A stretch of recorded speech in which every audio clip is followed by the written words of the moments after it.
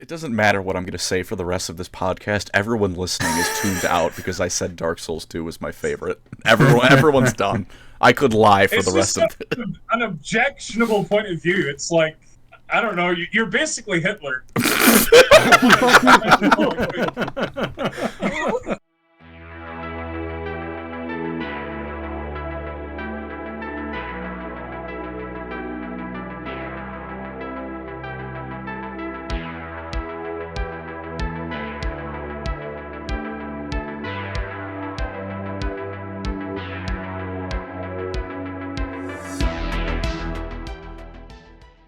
Hello ladies and gentlemen, welcome back to Lorecrimes, and today we are back with the Beginner to Expert podcast discussing everyone's favourite thefty boys, the steely birds, the blood ravens. But we're going to go through a lot of stuff today, including a special guest. But before we get to anything in particular, let's start off with the question of the week.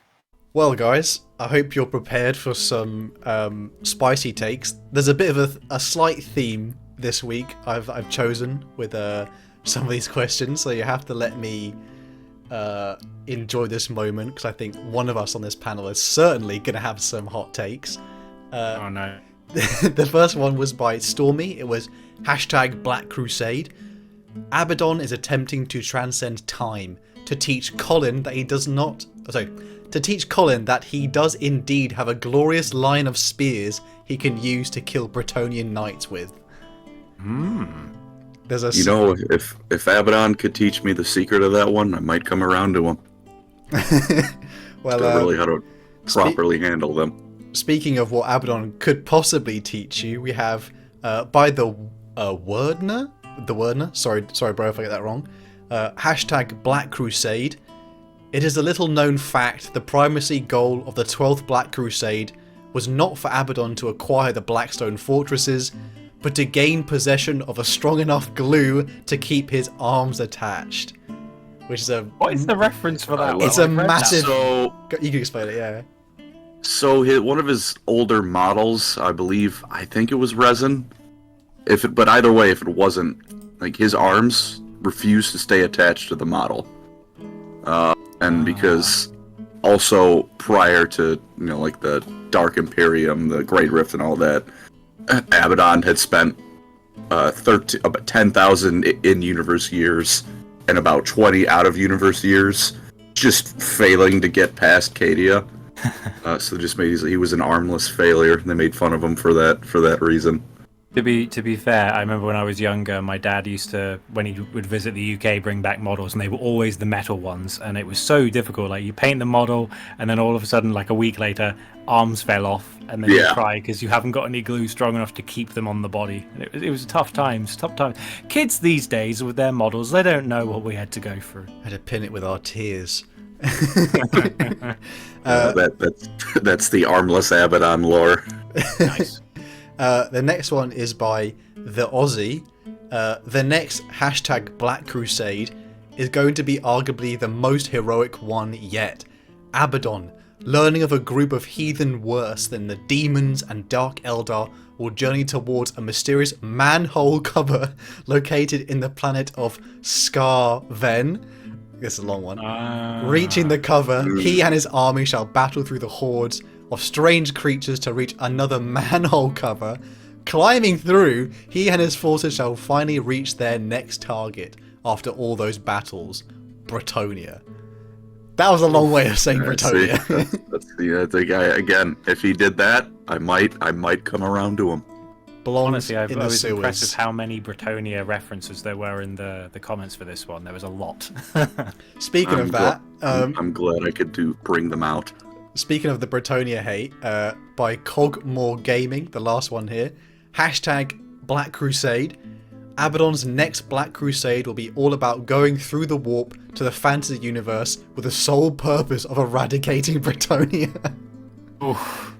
There's a theme on this one. Good. I like how we have like a fairly even split of like half the time it's people saying, Colin, you need to like helm a beginner to expert on Bretonnia, and then the other half is just kill all Bretonnians. It's a great... I love this community and how they're not very partisan. They're just like, yeah, we'll just Just keep it nice and even. You genuinely just- spread like an actual hatred for that shit. They just want to watch me get angry. Mm-hmm. True. And have they done that? Oh, they've hated on Bretonia this entire time, so I guess you're in a good mood. That brings me up. If I had to talk about them for an hour and a half, I would not be very happy. And We live in a post-Bretonia sucks video society, so, you know, you have to bear that in mind. look, the end times was horrid, but it got rid of Bretonia. So even the Wow. darkest of days, had a silver Complimenting lining. Cloud has a silver Complimenting lining, the end and it's times. French. This is a Look, they have a few spicy. good moments. It's just overall they're the worst thing ever. Otherwise, it's Zutalo, there's... that's not French. Zutalo, there is chaos, oh, oui, horses, baguettes. But oh god.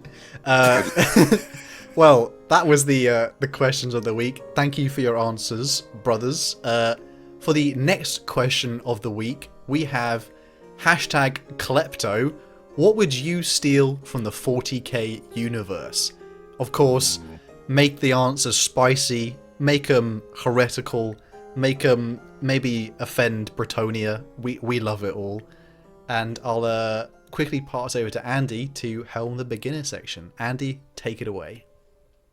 Thanks very much, Hal, and without further ado, I think it's time that we announced our returning special guest on his first time on the Beginner to Expert podcast, the illustrious, the lugubrious, the silver play button obtaining man himself, Dreadanon. Yo, what's up, gamers? It's time to learn all about Blood Ravens, protagonists of hit video games Dawn of War 2, and the other one. No, that was it. Just Dawn of War 1 and 2.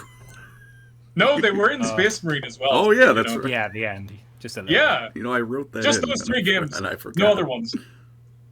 Much to my shame, when I played the Space Marine game, I wasn't as into Warhammer at the time, and I thought they were Blood Angels, so I'll cop to that. Oh, dare you. No. Yeah, my bad. I mean, it's kind of forgivable if you didn't know much at the time, but you know, now you know better. Well, we're going to learn more about them, aren't we? Now we'll see what their true heritage Yes, is. indeed. You're all about to get schooled, so sit down, shut up, and listen to me talk about the blood. Not angels, ravens. Yes. Put you off for a second there. I was definitely not going to say angels. Oh, no. You just had to talk about the blood angels. Or excuse me. Terrors, or Reavers, Yeah. or anything. Or any of the blood guys, because these guys are unlike all the other blood guys in that they don't come from the blood angels, as far as we they're know. not the Knights of Blood. They're not the the Blood Angels. They're not the Blood Clotters. They're not the Type blood AB. clotters. You know, The Blood all Bandits. the chapters. The blood banditos. Banderinos. Yes, because the blood ravens, in fact, come from redacted. They are a successor chapter to redacted. Their true homeworld is redacted. Seeing a So few. this actually makes my job super easy because there's barely any information about them because that's their hat. They're mysterious and unknown, and they have origins in the murky parts of the galaxy.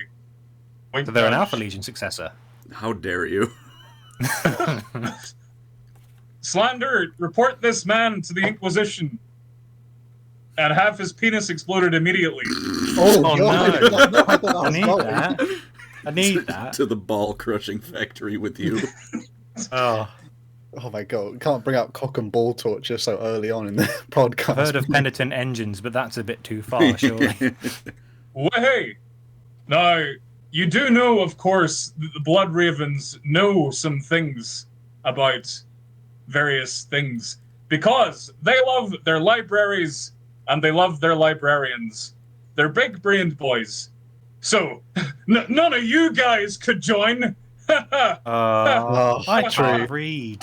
True. We'll make Warhammer content for a living. We're not the smartest people in the room. Yeah, I listen to Oh. audiobooks of 40k because I can't read them. I don't have the ability. I have a history degree. They'd love me. I can't read. Well, I have a history Yeah. degree too, man. Oh. We're let's just stay in our station Let's not try to rise above it. That's why I stopped teaching. Oh my god. We've all made some very bad choices, or else we wouldn't be here. Not to ruin everyone's game, but like, what did everyone do before they did Warhammer stuff? Because I was an estate agent, and now we do this, and this is a different. This is just a different kind of job to me. Oh, I was going to teach, and then I swiftly decided, wow, I hate this with a passion. I used to work as an electro-biomechanical engineer at a hospital for 10 years, but that was about it. Well, that's What are fancy. you doing here? Yeah, what are you doing here, man? Got fed up of working on defibrillators and stuff. Go make something of yourself. You still have time. No, I refuse. I'm here now. Oh, fair enough. I used to be a butcher. I have a history that's degree, cool. but I never did anything with that. Oh, it's not cool. Amen. If you guys knew the health conditions that happened in factory slaughterhouses, you would never eat meat again. I have witnessed horrors, the likes that would make Azariah Kyrus himself say, Ooh. "All right, lads, this is a bit too much. We're Tone it down. Yeah. You say that if you used to be a butcher, then clearly for several years you were literally making the bacon. So, can you complain? Whoa! Oh, Damn. I'll have you everyone's know getting I made together. slightly above minimum wage. oh. Well, we're talking about blood ravens, at least. Now we're going about butchery. The blood ravens. Oh my god. The Blood Ravens. I name dropped a guy called Azariah Kyrus, and he's the man to pay attention to in the Blood Ravens story because he's what screwed everything up. Because there also existed a man called Azariah Vidya, who is not related to Azariah Kyrus very confusingly. I think Azariah might be a title instead of a name, but I have no idea. I probably should have looked that up before I came on a lore podcast. But anyway, the story goes, Azariah Kyrus and Azariah Vidya were gallivanting, trying to take on the demons of Nurgle, in particular this stinky boy called Olkair. But it seems that Azariah Vidya died or something. We don't know. But then Azariah Kyrus, who was also the chapter's chief librarian, was like, I lived. I'm gonna become the chapter master now. And if you don't like it, you can take a hike. Nobody took a hike because everyone liked him. They thought he was a hero. Except for the man, the myth, the legend, the guy who does backflips in Terminator armor. For Gabriel Angelos. Space Marines. Best Marines. I am Gabriel Angelos, and thing is, third game, it's like it reminds me of a different IP. Is it like League of Legends, the way he moves and everything's like he don't look like a space marine no more. He's strange. He could fit in there, to be honest. They were chasing the esports bucks, and they failed miserably. What third game? True. We have to confront this at some point, Colin. We can't keep running from it. I'm gonna put it off till the end because it comes at the end, and I'm gonna. Are Blood Ravens really? Are they the only chapter that has like they had a chief librarian? So like for people who don't know, like a psyker as their chapter master. So was that common in other places too? Does anyone know? I don't think Can't it's think of anything. common. Off the top of my head, Probably not unheard of. Like you can probably find at least one example apart from them. I bet. It's kind of cool though, isn't it? It's not cool if he's secretly an agent of chaos. Yeah, he was king of the nerds who read books. All right. Boo, boo. Were we? God, we're getting like out of hand. How's that glass house of yours, Andy? I can't spell my own name. Let's move on. You know who else couldn't spell their own name? Margaret Thatcher. Sorry, no, I was reading about this earlier. Sorry, keep Why do going. you have to go and make it political? we were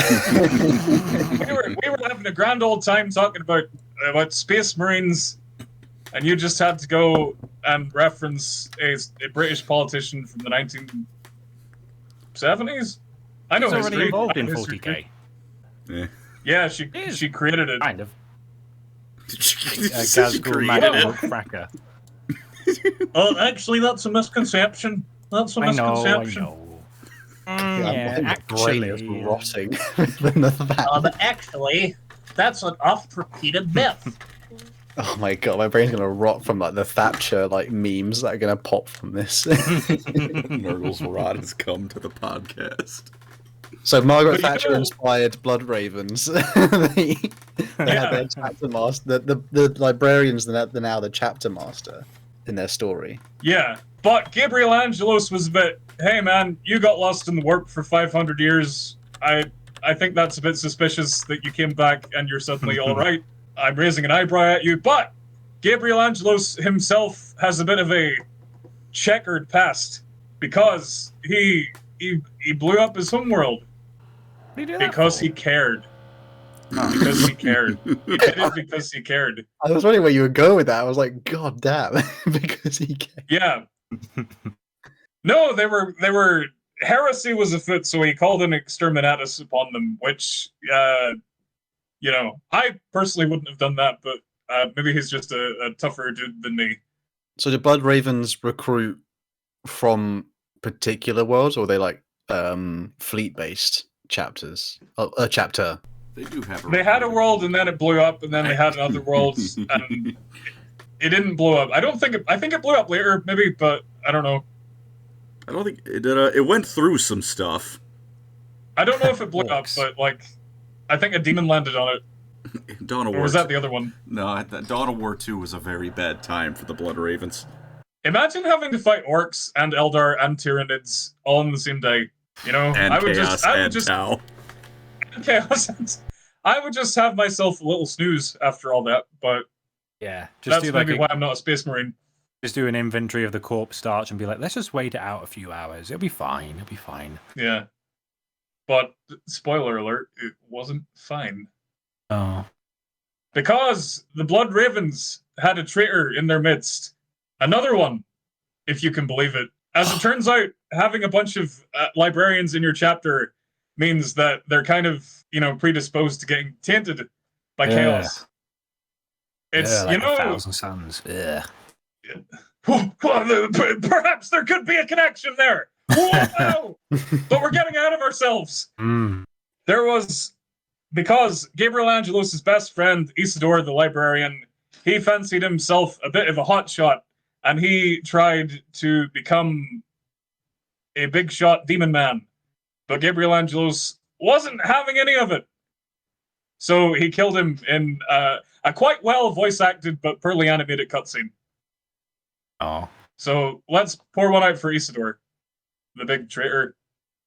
Shout out to my boy. Which Chaos God corrupted him though? Was it all of them, or is it just one? I think it was Korn, but it's weird because he was buddies with a sorcerer, and even though Korn's not supposed to have sorcerers, Yeah, Khorne corrupted a sorcerer. God, he did it twice because Azariah Kyrus was also fond of Korn later on in Dawn of War 2. They just Which couldn't is get enough of that odd. corn. Ugh. For anyone who doesn't know watching this, Khorne, the Chaos God of like basically blood and murder, despises psychers. So the idea he would ever want to have a psyker in his midst is, to be fair, it's not unheard of, is it? There is. I mean, it makes sense that he's just like, hey, look at this bunch of nerds. I'm going to ruin their day. Imagine having a one-sided crush on a Chaos God. That's pretty pathetic. I mean, Slanesh is pretty much that's what Slanesh corruption is, really, isn't it? No, Slanesh we can't loves talk about everyone that here. back. Just In to her the own special way. yeah, to the degree where you were like, I don't want that. Take it back. What was his name? The librarian who turned to corn?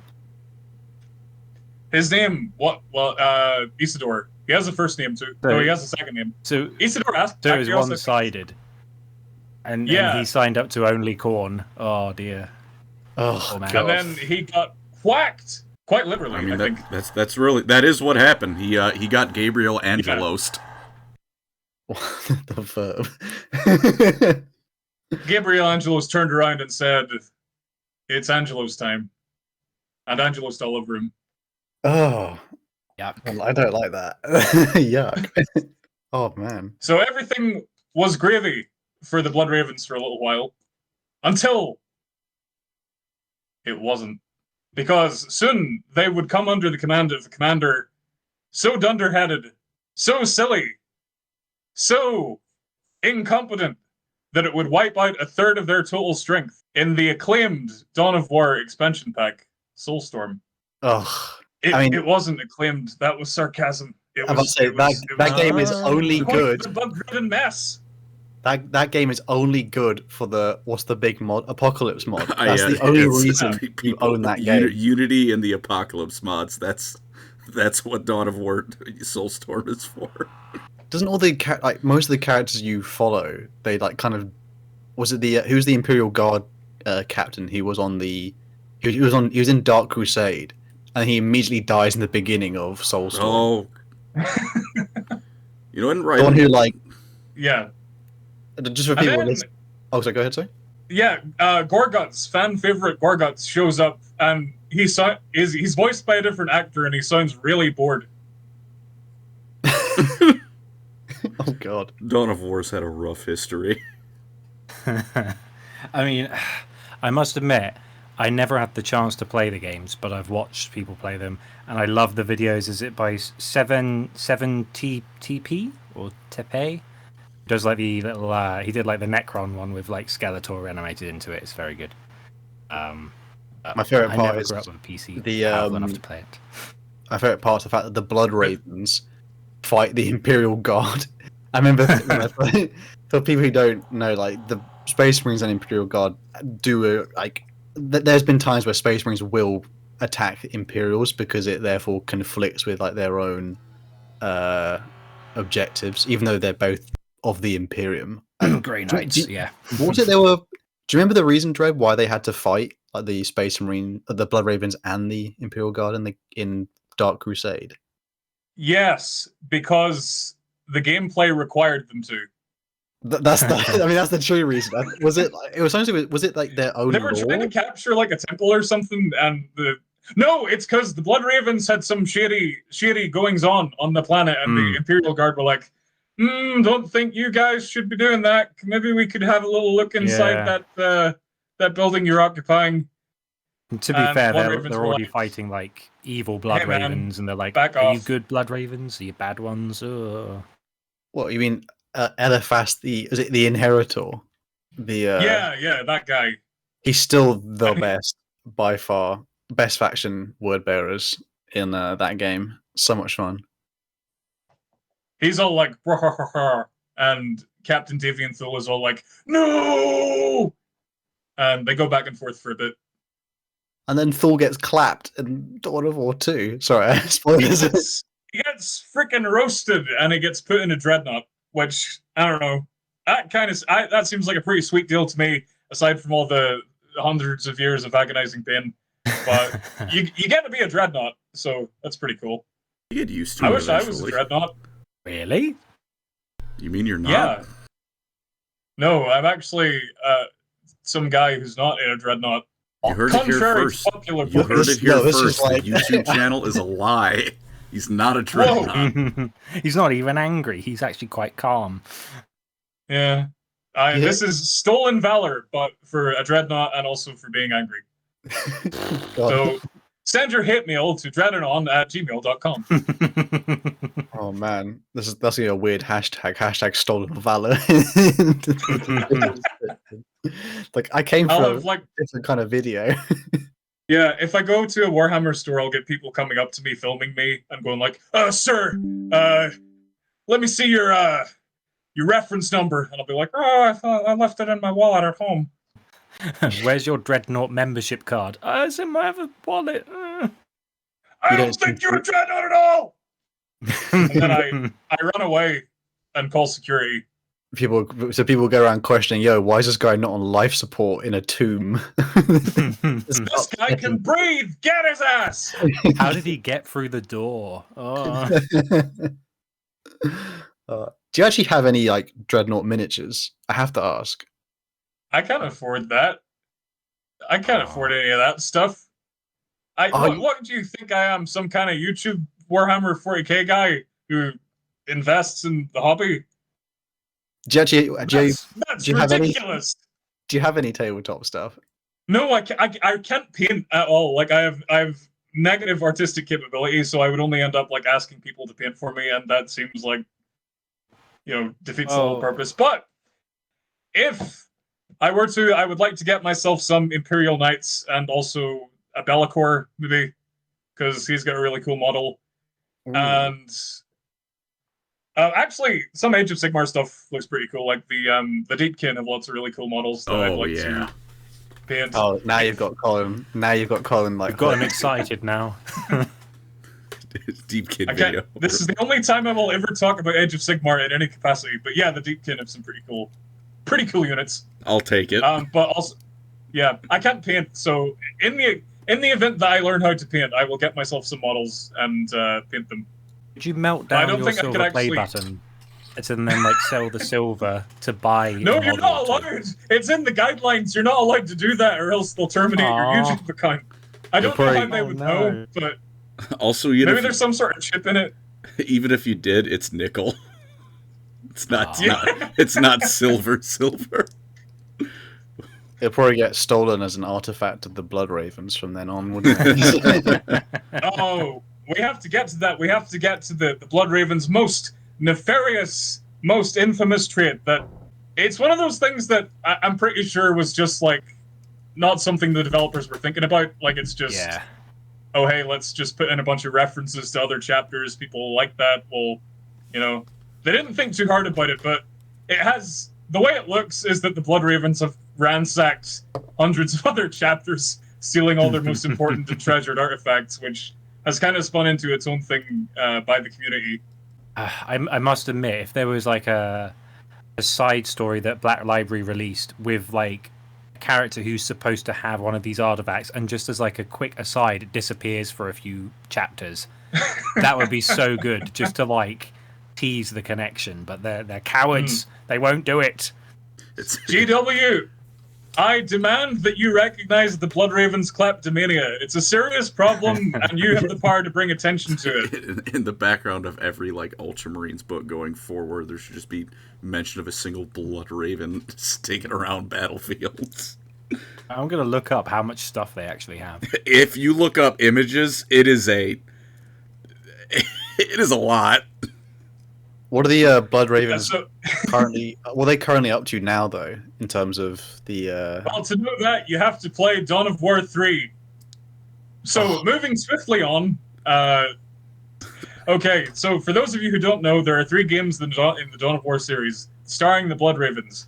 First one, it's pretty good, pretty great. Second one, also pretty great. It's a bit of a different thing. It's more of an action RPG thing, but, you know, pretty great. And then there's Dawn of War 3. Also known as League of Legends 40K. Yeah, it's shit. I think they apologized immediately after they released it, didn't they? Which is like it's like slapping someone and then going, "I'm so sorry, man. I don't know why I did that." Thanks for buying this, but we're keeping the money. Sorry.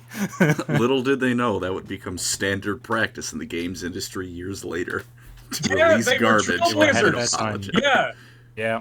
To be fair, wasn't it? So, Oh, I mean, hate to bring it up, but Darktide at the time of recording, Darktide is not in a good state. And when it released back in November, I think December, they immediately apologized for the state of the game. So, yeah, we're hoping. Didn't they announce as of the day of recording? They announced a co-op mode for Space Marine 2, which looks Hey, really that's good. something. Maybe the Blood Ravens will show up in that. Yeah, well, hopefully the Blood Ravens will appear as a You know cameo what? in that game. When I saw that reveal for the co-op, I had like a twinge of fear that one of the co-op partners would be Leandros, and I was very happy to see he wasn't there. I was like, please. done. No Mark Strong though, unfortunately, even as a side character. Oh, He ain't cheap these days, you know? no, I mean, You can't- to be fair, the guy who's doing it now is Rollo from Vikings, isn't he? The guy who played him. So that should be good. He'll be good. He'll be fine. He'll be good. I know it's hard to follow up. It's like Hey guys, I think in Space Marine 3 they should get Dreadnought to play Captain Titus. Yeah, Whoa, that who was said that? Wow. whoa, Where'd oh, that come wow, from? wow, what a weird suggestion. No, I think it would be better if Eliphas came back to Space Marine 3 as like a side, like as the main villain, and then you could voice him and do his over the top moustache twirling. That would be great. I've always wanted a mustache I could twirl. Mm. This is the game for me.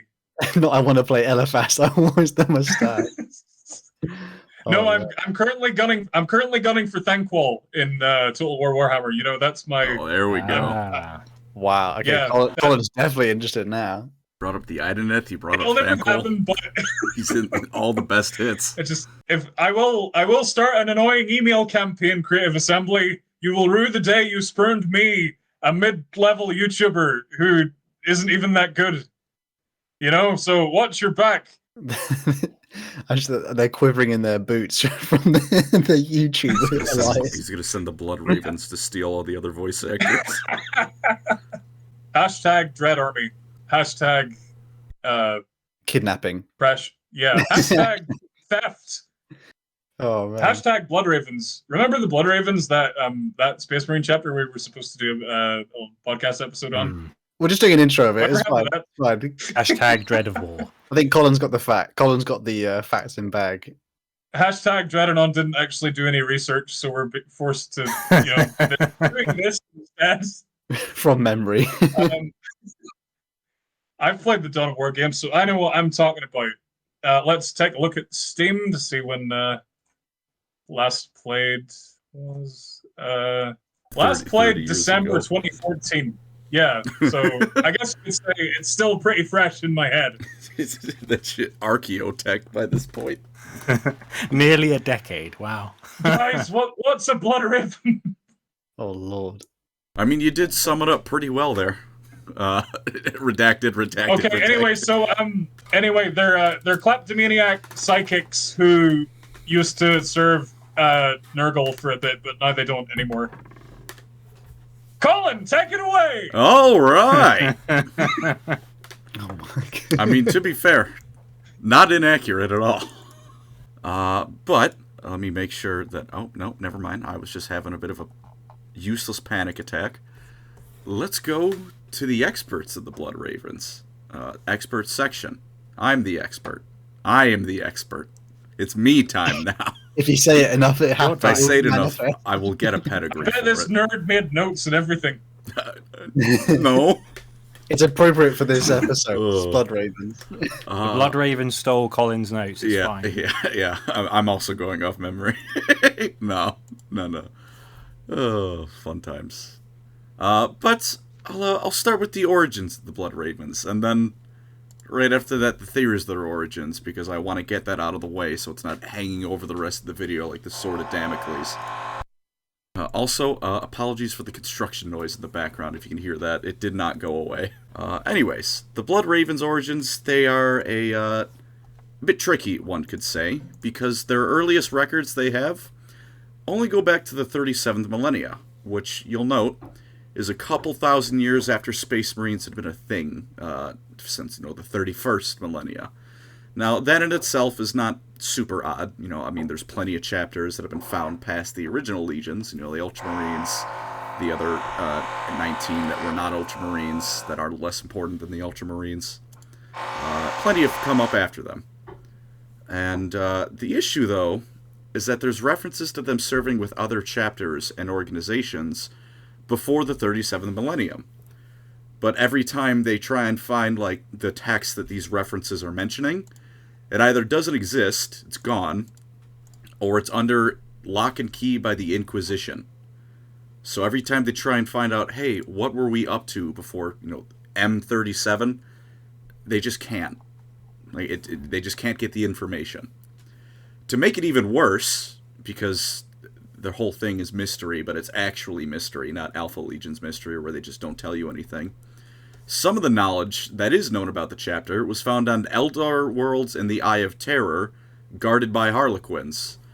So, God only knows what that was doing there, but that would imply they're far more ancient than just the 37th millennia. Which, again, fair's fair, that's 4,000 years old. But if the Harlequins are guarding something in the Eye of Terror, which is Eldar Hell, something's probably up with them. I feel pretty confident saying that. Something's probably up. Whatever the case may be, they call this the Unfounding, which I think is just cute. We don't have a founding, we were unfounded. Whoops. They kind of shift Your their leg in assertion that is awkward way. unfounded, Blood Ravens. I dropped all my evidence. Do Do they have what's their like their shout? Is it to the missing or the lost Primarch or the unknown Primarch? One of their battle cries, and it's like for the unknown Primarch or something like that. I did not see a battle cry about that. I did write down a couple of their battle cries for later, but I believe I did not see anything about them having a battle cry about the. I might have been in the games that they reference it, not. I just remember them I remember hearing that at some point. It's like for the unknown Primarch, you kind of go, "Oh damn!" As like you can't tell what the hell's going on. That that very well could easily be like. I have a theory with the whole like they don't know what their gene seed. They just ask their like chapter master like, "Dad, where do Space Marines come from?" It's like, "Oh, ooh." There wasn't a founding. We just ask your mother. I don't have a mother. Goodbye, son. And that was why they got such weird. The Primarch went out to go get milk and cigarettes. But because, like I said, I don't want to have the mystery hanging over for all of those who are fans of suspense. Sorry, I'm just gonna rip the Band-Aid off now on the theories of their origins. Now, the two major theories about them are that they are either from the Word Bearers or the Thousand Sons. Who could have seen that one coming? Just some, some general facts that could go either way. The Blood Ravens destroy pretty much any sign of evidence of their origins that hint like, hey, this is solid proof of the Primarch, the Legion we're from. They tend to get rid of it, which is rather suspicious because, surely loyal sons of the Emperor would have no reason to do that, right? But they do that. Little bit suspicious, I'm not gonna lie.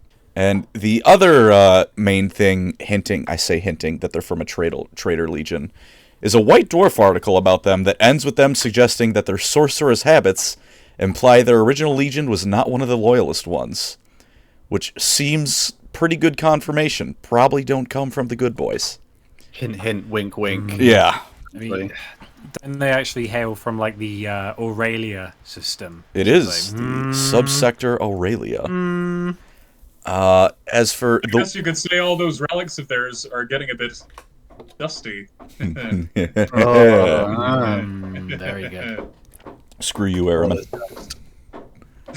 Leave Araman alone. He's trying his best. I think Yvrain reversing the rubric too, and then books. throwing those unrubric Marines straight into the warp is the funniest thing I've ever read. I can reverse the rubric. I'm not going to, though. He just goes, no. He just literally dives in immediately after them. Oh, he's not going to do anything about it. He's been trying to get in the Black Library for 10,000 years, and the clown god keeps clowning on him. He's not going to do anything about it. No, but let him try. I'll let him try and then laugh when he fails, just like Zinch does. Like, just to make it super obvious for, like, if you're a beginner to Warhammer, where it's heavily implied that the Blood Ravens, their gene seed is from the Primarch Magnus the Red / the Thousand Sons, which are obviously a traitor legion, which is obviously you wouldn't really allow a traitor legion gene seed to continue. That's probably why they mash up any information about any hints of their own history sort of being tied to traitor blood, shall we say. And it's definitely... Isn't even their sigil based on, is it the Corvidae cult? It's like the Raven looks just like one of the cults from the Thousand Sons. I was going to get to that. In fact, that might be related to a quote I'm going to hand you off. Ooh. Segway! Yeah, almost though. I want to get rid of the word bearer's evidence first because it's a lot more limited, at least in my opinion. It's more or less limited to the fact that some of the taunts of Chaos Lord Eliphas the Inheritor he makes in Dark Crusade, I believe it is, can be interpreted as word bearers. That might be where they're from. And there's the fact that for those of you new to Warhammer, if you have the Thousand Sons gene seed, it tends to turn you into living soup. And the Blood Ravens are not all living soup. So it is pretty much the only major strike against them being Thousand Sons loyalists. And then there's all the evidence pointing towards them being Thousand Sons loyalists, such as absolute boatload of psychers in the Blood Ravens. They recruit from worlds with a high proportion of psychers on them. there was a group of Psykers in the Thousand Sons known as the Corvidae cult, which Corvidae is the subspecies of bird that ravens belong to. And this name's gonna give me some trouble. Revuel arvida. Revuel arvida. Hey, I got it. Once mentioned how knowledge is power, which is one of their battle cries. I believe it was a Remembrancer, and I might be giving this one off to the Remembrancer to read for that reason. Also, you have read all the Horus Heresy books, so if anyone will recognize this quote, you would. Is this from Prometheus? Probably. It is a nice quote said by an individual during the Horus Heresy, looking into the future. Andy, would you mind reading that one out for us? I'll give it a go. Let's see. The ravens, I see them too. The lost sons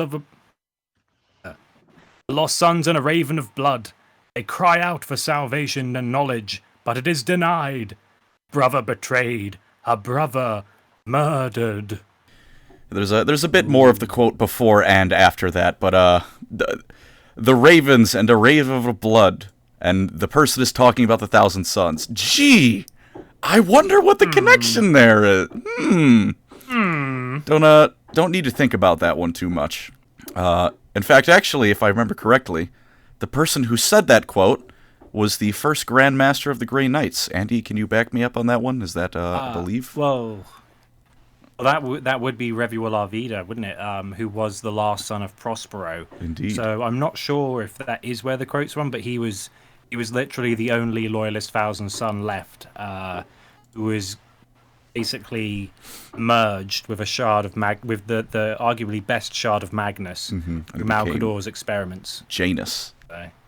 Janus. It's also Ionis, talked about in when Magnus, before in the Siege of Terror, when Magnus appears before the Emperor does say to him that basically his sons are corrupted, and the current Thousand Sons in the 30k timeline, and he basically says, "Join me again," because Magnus has never fully fallen to chaos until the very end of the Siege of Terror, and he essentially says, "Join me, but you have to let your Thousand Sons die because they've been corrupted by Zinj." That's why when Colin said earlier, like, if you were a Thousand Sons gene seed, you basically turned to soup. It was because Zinj corrupted their gene seed like very early on, like in secret.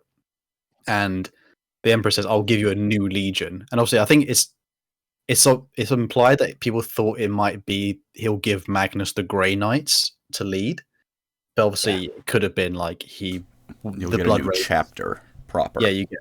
Well, it became a chapter because of the Codex Astartes by your main man Gilliman. But, it could have been like from that when maybe it was implied like, "Well, I'll make you a new legion," and then Magnus goes, "No, because I like my sons," and then eventually turns into a demon. And then suddenly goes, "Actually, I don't really care that much about them. Now I'm a demon." So it's a bit like, I do like chaos switcheroo. Pretty much, I do like as well how like Revuel arvida is the only one who like doesn't fall to the flesh change because he was hanging around with the White Scars and he grew massive balls by virtue of being in proximity to them. Like, nah, flesh change is cringe. Nah, I'm part of the White Scars now. It's fine. Wasn't he stuck inside his armor though? Because he also learned how to roll away really well. I mean, he had to. The man is he was a god on the battlefield though, wasn't it? They said like he was like the White Scars and the Emperor's children are fighting during the Horus Heresy, and Revuel arvida just like straight up just like shoves them all back at one point and just looks at them looks disappointed and just goes shakes his head and they retreat. And he's like the only Thousand Son, and they say like, "You can join us," and he's like, "Nah." Targotai Yusugai was like, we made like a pauldron with like Thousand Sons heraldry and our heraldry, and you can be part of our legion. He was like, "That's very kind, but I still want to be a Thousand Son, even if I'm the last one." And then, well, truth was he couldn't get out his armor because there was that too. Body was bloated up by the flesh change. Bit fat. He was feeling fat that weekend. Well, whatever happened with no body shaming on this podcast. True. We don't shame no Space Marines thick, girthy body. I shame Space Marines. Oh god. Although in the last podcast Way. episode on the Black Legion, Hal did start talking about the length of Abaddon's top knot, and we were like, Hal? Hal, no. Hey, That it did was pretty happen. big. All right now. You're just being silly. So I hear I'm 3 inches. in. 3 inches is huge. 3? Damn. I thought we don't believe in threes here. Oh, there's no Dawn of War 3. We Anyway, don't believe the number 3. there's no Dawn of War 3. There's no Half-Life 3. Anyways, moving. Regardless of where that quote ultimately comes from, if I lore crimed it or not, that Janus fellow, I'm going to keep calling it Janus. I'm not saying Ianus. I don't care. I call That's fine. Jurgen or Well, Jurgen I Jurgen. anus. I'm not saying I'm not saying that either. Hyanus. He's that What's fellow. this about Uranus? Janus. Is Janus The anus master of the Grey Knights, who was the first Grand Master. Janet. He did not just die. He disappeared. Which, given that the Grey Knights are very prone to secrecy, him disappearing and founding his own chapter of Space Wizards would rather line up with something the Imperium would like to keep hidden, I think. And for the low-hanging fruit, the Thousand Sons were a chapter of red-colored Space Wizards. The Blood Ravens are a chapter of red-colored Space Wizards. I know that's rather low-hanging fruit, but it's also a very obvious, easy-to-make comparison. At least when they were loyalists, the Thousand Sons. They're all blue now because Tzeentch, but they were red. So, there's their traitor legion, all but stated to be backstory. For some slightly more reliable history, they did actually exist before Dawn of War. They were just one of those background chapters that was mentioned probably once in a paragraph, and then we get 50 more pages of Ultramarines lore. I looked for days straight trying to find the Blood Ravens lore prior to this. Could not find it. I just know they existed beforehand, and that was the end of the story. They were one of those background chapters that doesn't matter. But hey, then Dawn of War, and that's how we get these amazing fellows. First off, as I just need to get out of the way now, the voice acting of Dawn of War, the finest choice of voice acting ham you could possibly ask for. Everyone is giving it. They are all giving it 110% energy, 200% of the time. And it's amazing. That's the kind of Warhammer I love, when everyone is screaming and shouting and just constant yelling about heresy and the Emperor. That is what happens when the Blood Ravens take to the field. It gets very loud and yelling, and then everyone just starts fighting everyone. It is a blast. So, for their history of their the constant yelling they did, one of the earliest campaigns that they know of, and again that they know of, very key to the Blood Ravens, was in the Gothic sector, where Abaddon and his Black Crusades get those Blackstone fortresses, you might notice from Battlefleet Gothic. The Blood Ravens were around there as well, although I don't believe it was during that crusade. They're noted as facing off against Chaos forces and suffering immense losses, though again, there's no solid records of this happening either. They just know it happened, but there's no records of having it, which is, again, more fun with the Blood Ravens. They had some early successes, but the Chaos forces were luring them into complacency and traps, make the Blood Ravens think they were doing a lot better than they actually were, and then they went through some rough times. The chapter master of the time was slain, defending the First Company on a retreat, which already I think makes them apart from other Space Marine chapters of the time, as when Dawn of War was being made, Space Marines generally did not do things like retreat. This was older Warhammer, where retreat was a no-no word. That would get you shot. You mean tactical redeploy? Yes, if you tactically redeployed, you were tactically redeployed to the afterlife. How are you going to hit them with your chainsword if you're going the opposite way? You Exactly. need to get closer. What are you doing? So the Blood Ravens already kind of setting themselves apart with things like retreating. Their chief librarian, Azariah Vidya, came to hold the position of chapter master after this, a dual role that would become tradition for the Blood Ravens. Voice crack, okay. With him at the helm of the Blood Ravens, they returned to war with a renewed spirit, and they crushed the Chaos forces they came into conflict with almost supernatural precision, because again, he's a librarian. He is a space wizard super soldier. So they use psychic powers to take care of the Chaos forces. And after this somewhat resounding victory, because again, a whole lot of them still died, the Blood Angels, I did it. I did the thing. Yo, I did the thing. See, it is hard, isn't it? It's gonna keep happening too. The Blood Ravens rebuilt, and Azariah Vidya set a bit of a precedent where if they could help it, the chief librarian would also be the chapter master. Something, as we said, probably not completely unique to the Blood Ravens, given that there's at least 1,000 Space Marine chapters in the 40k galaxy, but definitely makes them an outlier. That definitely is the kind of thing that makes you stand out. And then we get to Dawn of War proper, which is fun times. Before we do that, though, their battle cry, I mentioned part of it earlier, but Hal, would you mind reading out their full battle cry? It's not very long. It's a battle cry. Of course. Knowledge is power. Guard it well. That's pretty much it, yeah. I gotta say, it's not my first choice for a battle cry, but I do think it is infinitely better than that one Andy broke out for the Dark Angels, which just straight up sounded like a Dawn of War menu quote. Like, it was word salad. That is not a battle cry. I think it's an inverse on the Thousand Suns one, isn't it? It's like the only sin. The only sin is ignorance. The only power is knowledge, or something like that. There's another connection for you. Yeah, It does remind me of the Mentors as well. The mental one. Oh, Something like knowing is half the battle. That's just G.I. Joe. Yeah, I'll see if I can find it, but it's very similar, and they're my favorite chapter, and it's silly. They start getting into I think, therefore I am at this point. It's going to get even more circling back on itself. But now we come to Dawn of War. Well, that's 1. why they're all suckers, because all their battle cries are very wordy because they're librarians. You know that image of the guy going where do you work out, and then the other guy says at the library, and he has a giant head. Well, I found it. It's knowledge is half the battle. That's them. That is just G.I. Joe. It is just G.I. Joe, and it's great.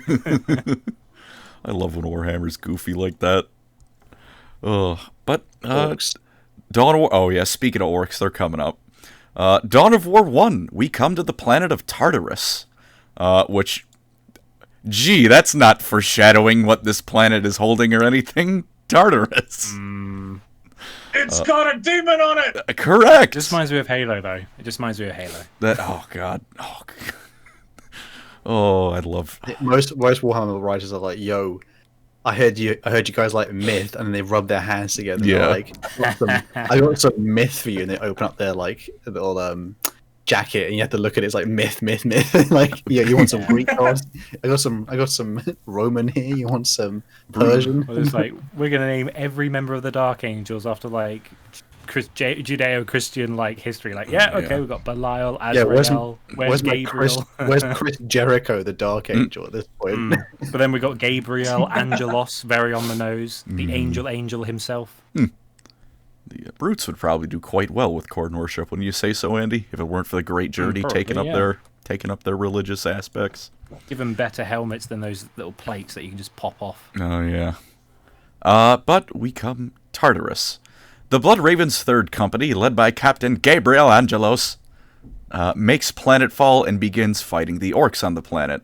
Because, again, that's 40k, that's Warhammer settings. There is a planet, orcs just will eventually show up there if you wait long enough. But quickly into the battle, they realize it's all a cover by the Alpha Legion, which I think it's cool that it's the Alpha Legion actually doing it. I don't like them, but I do like when they're actually doing something and it's explained, which is what happens here. They're pretty weird in the Dawn of War games, aren't they? Because they're kind of they're not very Alpha Legion-y, almost. I think at least from what I've seen. Some of that is because there's only so much you can do with an RTS, especially an older one like that, to make them sneaky. Also, stealth in Dawn of War is an absolute nightmare. As I'll cover when we Press get this to... button to make your units invisible. Yeah, we'll get to Cyrus later. But it's, as they're led... The Alpha Legion is led by Chaos Lord Baal and his sorcerer Sindri. Also, not terribly important, but the Orc war boss leading the attack is named Orcamungus. Yo. Brilliant. I love Orcamungus. I just love the idea of like one of the Wars of Armageddon. The Steel Legion's like, how many orcs? Like, I don't know. It's Orcamungus. Hey, nice one. Yo, this is even. And then there's a before fine boom side effect. Oh, yeah. I was like, this is even before like the era of like, my name is Hugh. Hugh what? Humongous. Like this is like even before that old reference. And then shortly into the invasion, as they're mopping up some orcs, an Inquisitor shows up and says that everyone needs to get the hell off this planet because a warp storm is brewing, and no one wants to be around for that. And very interesting for an Inquisitor, his name is Toth. He criticizes Angelos for being too into purging chaos, since his planet was exterminatus for chaos incursions before. Which, out of everything you'd expect to hear out of Inquisitor's mouth, you would not expect it to be, you are looking for heresy where there definitely is none. That doesn't sound right, but it's what happened. It's like a man saying you're too good at your job. Yeah, it's like, what is going on here? But Damn it, you're a loose cannon, but you get results. And that's why you're fired. That's why we gotta get you off this planet. Hand in your badge and your gun. And your other gun. They also find out that the Eldar are around on the planet as well, led by one Farseer Maka of Craftworld Bieltan, and they're investigating chaos and ritual sites and all that fun stuff. Biltong, like the Bieltan. dried meat. Biltong. No, Right. Belton, like the Irish holiday. Yeah, You know, gotta rep the culture here. indeed. That's there's a lot of The Eldar Irish? I love it when fantasy authors take our stuff. yeah. There's actually a decent amount of stuff. Like, isn't Simhan the reverse of something? Isn't I could That's be not how imagining you that. pronounce it. But yes. Well, no, I'm saying it like the Warhammer. What Craftworld Simhan? I didn't. Yeah, I know. They don't say it right neither. I They don't say nothing right. don't And blame it's me not for. your fault, Colin. It's not your Put the record fault. straight. How do you say it? It's Beltona and Samhain. Oh, Ah. thank you, GW, for butchering the thing you stole. You will be sued by the nation, the pride nation of Ireland, and all of our many lawyers trained GW is trained in tax haven martial arts. GW is basically like a vet. At the end of the day, it's like a bunch of English authors going, or British authors going, you know, that's a nice mythology you got there. I mean, Eldar is just a Shame if word. someone incorporated it into their multi-million-dollar I've brought it up, but Eldar, they just ripped it straight out of Tolkien. It even means people of the stars. Yeah. But yeah, so the Eldar are there too. And of course, that leads to conflict, although at least in this one, I don't think the Eldar were... they kind of deserved it, I'll admit. It's always the Eldar's fault. I disagree with that one, and I'm moving on.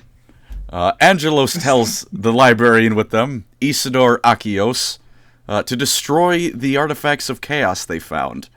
But Achios is being tempted by Sindri the entire time, and Achios damages the Blood Raven transports that were going to, transport people to do their jobs, in order to give him more time to, research the artifacts before he had to destroy them. You cause a delay in the train, you get more time to spend screwing around with the forbidden stuff. It's funny because you can see Sindri in the cutscenes. He's got like the poor Halo 3 active camouflage where you're not really camouflaged at all, and you just kind of look vaguely transparent. He just sits there as like, ooh, you need to research the artifacts. I am spooky and evil. It's very goofy, very hammy, but very fun. I like the idea of him just going like one side to the other, like whispering in each ear, like, shouldn't do it, it's bad for you. And then just like trotting to the other side going, do it. You want to. I am chaos, do it. But yeah, Gabriel Angelos then tracks down the Eldar. A big old battle ensues because it's an RTS game and those are very fun to play. And Farseer Maka, after the Space Marines beat them, tells them that the Alpha Legion are there to find an artifact that will doom the world. She also says that Inquisitor is up to some no-good stuff and is hiding things, and is using the Warp Storm as an excuse to get the Blood Ravens off the planet. Which is true, but not in the way you might think. We're not M. Night Shyamalan-ing it for once with the Inquisition. Everyone makes up... Oh, no, I skipped a bit, pardon me. Everyone makes out what? No, I said up, not out. But following the Eldar's hints, Angelos and his company go to the ruins of an Imperial temple, fight some more Chaos forces, and when the Inquisitor shows back up, Angelos finally is like, alright, listen, I know an alien told it, but it kind of lines up with what I was thinking, that you're hiding some stuff. What are you hiding? And the Inquisitor comes clean, which again, very out of pocket for an Inquisitor to just be honest about what's happening for once. At least one that isn't Amberly Vale talking to Kane. As it turns out, the plot twist isn't the Inquisitor is actually evil the whole time and serving chaos or some crap like that. Tartarus actually houses an artifact known as the Maledictum, which Dawn of War games just are the most 40k thing to ever 40k. Which itself also houses a powerful demon who is summoning the Warp Storm to prevent people from escaping, so he can get out of his little prison. He can't get out, but he can still, affect the world, but he'd rather not be locked up in jail, which I can't blame him for. I'm sending you to space jail. Yeah. No. The Inquisitor and Gabriel Angelos, they make up and they assault the Alpha Legion once more, with Bale and his forces being left to rot by Sindri. He just leaves. You gotta say it. You gotta say it. You gotta say it. Sindri. I don't remember the exact intonation he uses, but he lets out a nice. The voice actor for Bale does an impeccable job. That's the most frustrated shout I've ever heard. It's immaculate. That's like you need the loo at the airport, and there's a massive queue. It's you would think the voice actor himself was like betrayed by Sindri. He does a fantastic job with it. Did he basically? Yeah, he puts his heart and soul into it. Did he do like Khan, from Star Trek? Like, yeah. It was that. It was that, just with a wizard. Why am I thinking of the damn video? It's like the guy didn't make it to the toilet in time, and then he just it basically falls on the floor and you died, and it just has the awful sound wave. I can't describe it because obviously it's a bit too much. The awful, incredibly vivid sound wave of the one charting himself. Good lord. Oh no. Oh well. Sorry, on that delightful note. I don't even know what to do with that one. Ravens after that. That same passion is in the Sindri line. But after Sindri gets killed, the other shoe drops, and Isidore fully joins Chaos and Sindri. Yoinks the Maledictum and teleports away with Sindri. Isidore then gets I don't think it was quite fully betrayed, but he also gets left to die by Sindri because he's a Chaos. They're all evil. This is how they just work. This is how they do things. And Isidore is killed by Angelos while he begs for forgiveness, as our lovely guest Dredadon said, in a very well voice acted, very horribly animated, early 2000s RTS cutscene. They tried. They tried they their did, best. They did try. The resources. I cannot lie. They tried. I might wonder if it'd be better if they didn't try. It's like watching a Shakespeare play where it's Ian McKellen and Patrick Stewart, but they're sock puppets. But they're still giving it. They're still giving it their all, but they're just Yeah. It's that's Patrick Stewart's voice, but Kermit the Frog is the one whose voice is coming out of. Alas, poor Yurik. I knew him. Yeah. And, the Blood Ravens rush to Sindri to finally finish this mess, but then Sindri sacrifices himself to summon the Demon Prince. And then the Blood Ravens and surviving Eldar clown on the Demon Prince and his forces pretty hard, because again, this is an RTS game. Your guys are probably going to win. The JoJo meme where they're just kicking him as a team? Not far off. The maledictum gets destroyed. The Eldar say don't destroy it so they can lock him up again. But the maledictum is destroyed. The Demon Prince is roaming free. He's kind of injured and not doing great, but he's free, and he's a demon.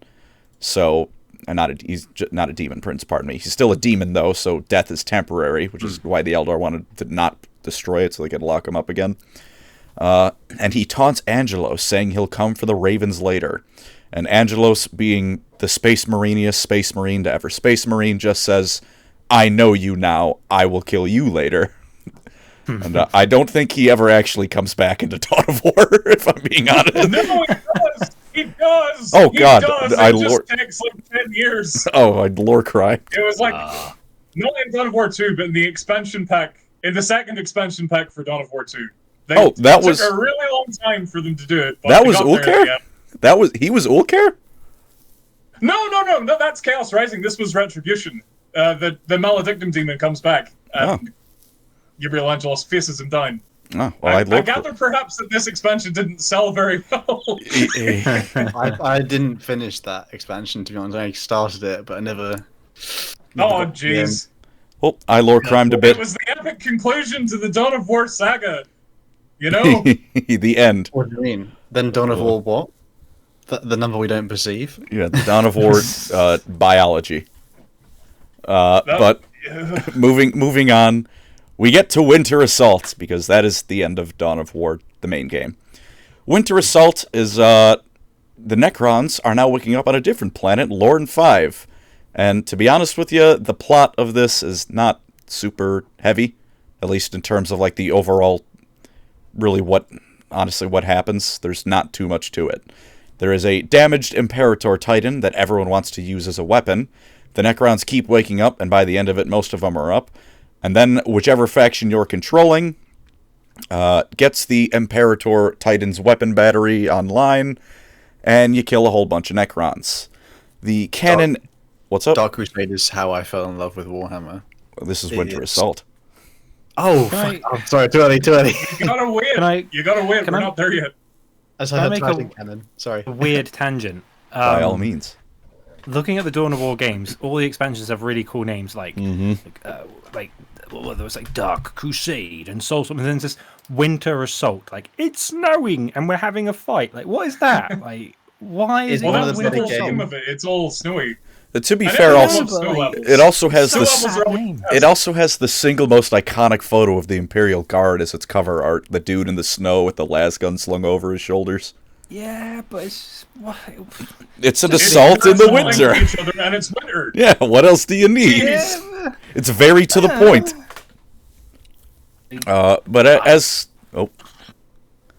I don't know. I just think it's a bit of a letdown considering all the other expansion titles are quite grand and like, oh, that's quite heavy hitting. Like Dawn of War, Soulstorm. I'll be honest, the Dark expansion Crusade, though, Winter Assault's a heavy hitter. So if you play it, you'll be like, oh, okay. You know, it's a heavy hitter. This one, it's a really good one. Yeah, but yeah, the canonicity of this game, like I said, the Imperial Guard and Eldar endings.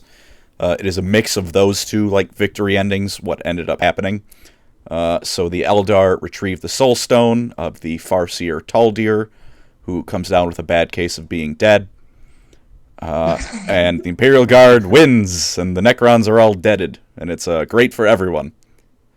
Honestly, though, this one isn't super important, at least to me, to the overall importance of the Blood Ravens. That being said, the Necrons in this game, properly horrifying, because this is towards the end of, like, the old Necrons, where they just hated life and wanted everything to die, before the Matt Ward actually gave them character. That's right, I'm defending... I kind of miss them, though. I like the new Necrons, but there's just something about the old ones. They definitely have an appeal. It's like, I like Trazen too much, alright? I'll just be honest. Yeah, that's fair. Trazen, who's probably the real Primarch of the Blood Ravens. his stealing habits. Oh no. Oh, but pour one out for my homies, the Pariahs. Oh man, yeah, that is a shame they had to go. But yeah. Non-canon. And of course, in Winter Assault, War Boss Gorgut shows up, who is just a very fun orc. He is fun. He's again the orkiest orc ever. He's orkier than Gazgul. He's very fun, and he also has a lieutenant. Anyone want to guess what the name of his orc lieutenant is? Orky McOrkface. Orcanormous? No. Stupid. Go for it. What? Because Gorgut says he has a plan. It's called Plan Stupid, named after the orc he's making fun of, and the orc takes it as a compliment. Oh man. Oh, I love Warhammer as portrayed by Dawn of War so much. We get to Dark Crusade next, the next expansion for Dawn of War, and again, this is a sandbox take over the world game. It does not matter too much. The Eldar break their alliance they'd formed with the Guard during Winter Assault. Whichever faction you pick to play in the game takes over the planet of Lorne. The Tower here now, and the dude from Fire Warriors is leading them, so they kill a whole lot of people. Woohoo! Eliphas the Inheritor shows up. He's the leader of the Chaos Forces, and I'm only bothering to mention him because he shows up later. That's the best. That was my favorite one. Oh, he sounds very cool. He is the word bearers. He's awesome. You can ascend it into a demon prince as well. It's so cool. It's just as it stands in this game. The plot of the game is whoever wins takes over Lorne. It's kind of minimal importance. What's the name of the planet again? It's Lorne. Lorne. I thought it was something else. I think it was like Soulstorm is when Karava shows up. It's Lorne 5. Yeah. Lorne 5. Yeah. Doesn't it begin with something with D for the Dark Crusade planet? Like that's Karava. Dalvin or Kronos. Yeah. Which one's Kronos? Is that the recruitment world? No, I think that's the one with. Isn't that Dark Crusade? They're fighting for the world of Kronos. Uh-oh. I have to get the booming introduction lore. Oh God! It is Kronos, and it is. Oh God! Oh, I'm lore criming all over the place. It is Kronos in Dark Crusade. Hey. Thank you, everyone, for catching that. Wow, I am lore criming the Blood Ravens all over the place. Like I said, it really doesn't matter. It's a planet they're all fighting on. It just needs to be there for the game to happen. Yeah, no, it doesn't come up again. But yeah, Dark Crusade is over now. It's very fun. I know I'm being very quick with it. Dark Crusade is probably my favorite of the original Dawn of War unmodded. That is, it's awesome. It's just the plot of it is take over the world. So not. I think most people, probably most Warhammer fans, would have probably like a lot of people. I think came into the hobby through that game particularly as well. Because Winter Assault was more. Yeah, I did. Yeah, like Dark Crusade was like you didn't have to follow any kind of big story arc to like get into it. It was just like it was a really good way to enter the setting and be like, oh, what the hell? There's Space Marines. Like, you didn't have to know anything about Warhammer. Yeah, to play that game. It's a whole lot of fun set dressing that really gets you into the setting. The story is more or less a non-entity. Yeah, nothing really big happens. We get to Soulstorm now, though, and is everyone ready for the lightning round of Soulstorm? Go to the Karava system. There's a warp storm happening because an Imperial Guard Psyker heard the whispers in the warp and decided to listen to them, which is not great. Everyone's fighting each other. The Dark Eldar and the Sisters of Battle are here now. For the love of God, everyone just needs to settle down for 5 minutes. They won't, because Soulstorm is, again, just clusterfuck. It's, the Necrons are on one of the planets. There's a tomb world there waking up. The Eldar show up to fight the Necrons. Chaos is here because of the Warp Storm. Gorguts is back because he's the most marketable character in here. The Imperial factions are all calling each other heretics and shooting each other because this is the 40th K to ever 40K. The Dark Eldar are just here to kidnap people. That is their only reason for showing up. They just want more slaves. The Tau are trying to annex the system because clearly that's worth the effort of this just absolute mess.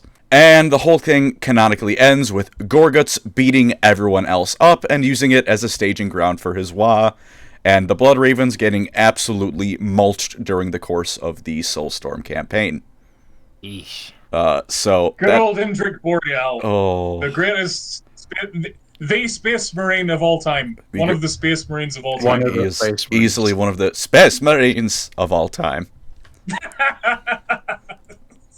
It's What were they thinking? I'm glad they were thinking it. It's bad, but it's what you're saying earlier. It's goofy bad. Like, I'd laugh every time he talks. And then we get to Dawn of War 2, because I guess Soulstorm, all you need to know for the Blood Ravens in that one is that... We're really spent through Soulstorm.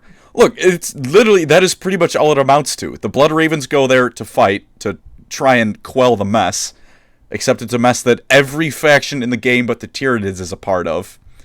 And then they get the hell beat out of them, and then they leave, and the orcs are the canonical winners of Soulstorm. That is genuinely all you need to know about Soulstorm. Pardon me for all the 3 Soulstorm fans of you that don't just have the game because of the Ultimate Apocalypse mod. Dawn of War 2 now. Yeah, the format changes a bit for Dawn of War, but this is still when the games were good. The Blood Ravens return to their home system, Subsector Aurelia, to rebuild, since all that caravan nonsense, like I said, was very damaging to them. Guess what, though? The entire system is plagued with orcs. Because they're orcs. How did that happen? You are Force Commander, Blood Raven Man... But, yeah, Force Commander you, Blood Raven Man Extraordinaire. He never gets a name, he's just the player character. They're the closest thing to the protagonist, I guess.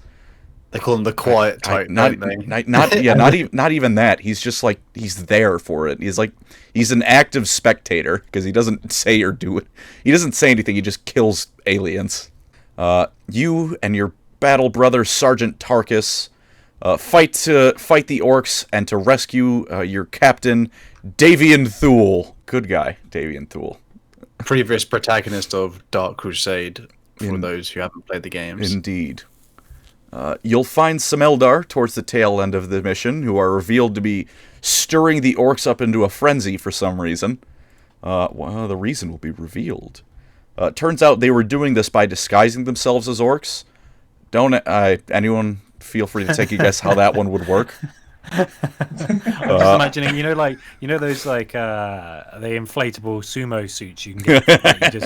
But it's just green and it's got teeth on it, and you're like, yeah, I was an orc. Just imagining an Eldar pretending to put on the accent would be amazing. Well, you see, it was working until the orc mech, in the most in charge orc mech of them all, saw through their clever ruse with his cybernetic eye.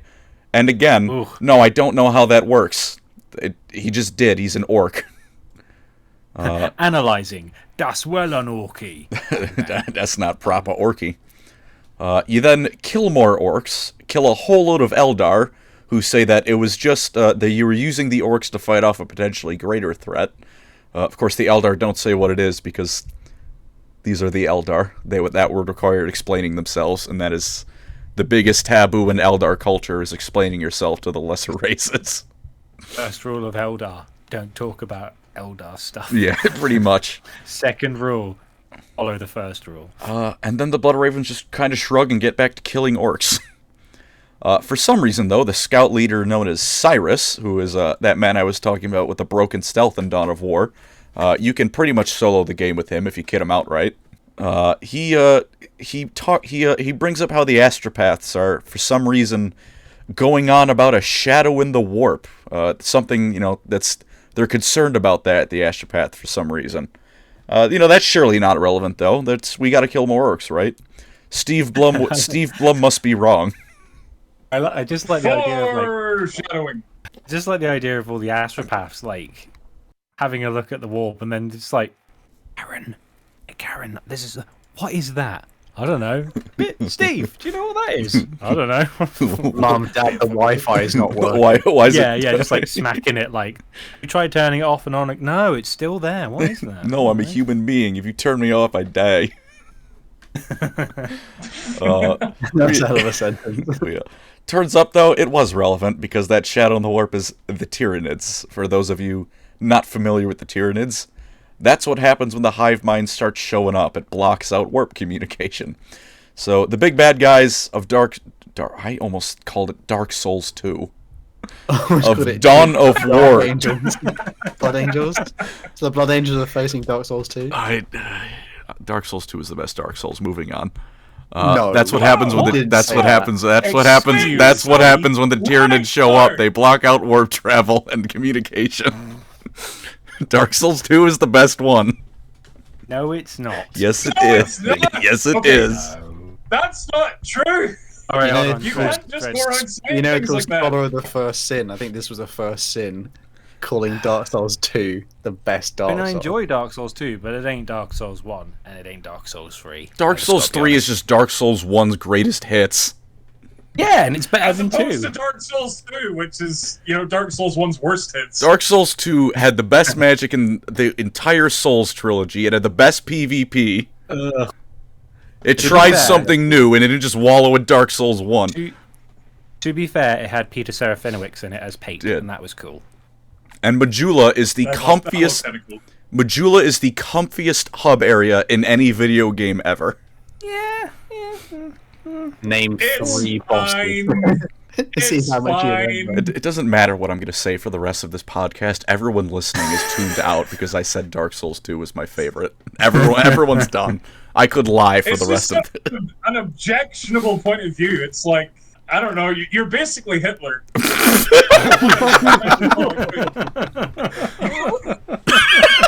Oh my god. Not to Wow. get too political. Yeah. God, I thought you were giving me crap for Thatcher earlier, but that was atrocious. I mean, it's like if you would have said that Skyward Sword is the best Zelda game. Like, no. I've never played Would have- Skyward Sword. Yeah, would have a strong opinion. Good. No, I've also never played I've only played Breath of the Wild and Spirit Tracks. That's such a random combination. Look, Spirit Tracks was on my DS I as like a the kid. new ones It and was trains.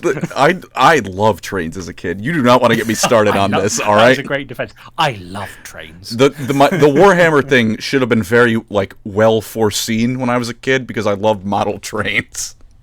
40k needs more trains, is what you're saying. Yes, it does. The squats need to bring back their Hammer trains. Fantasy has more trains. Train full of Yeah. orcs.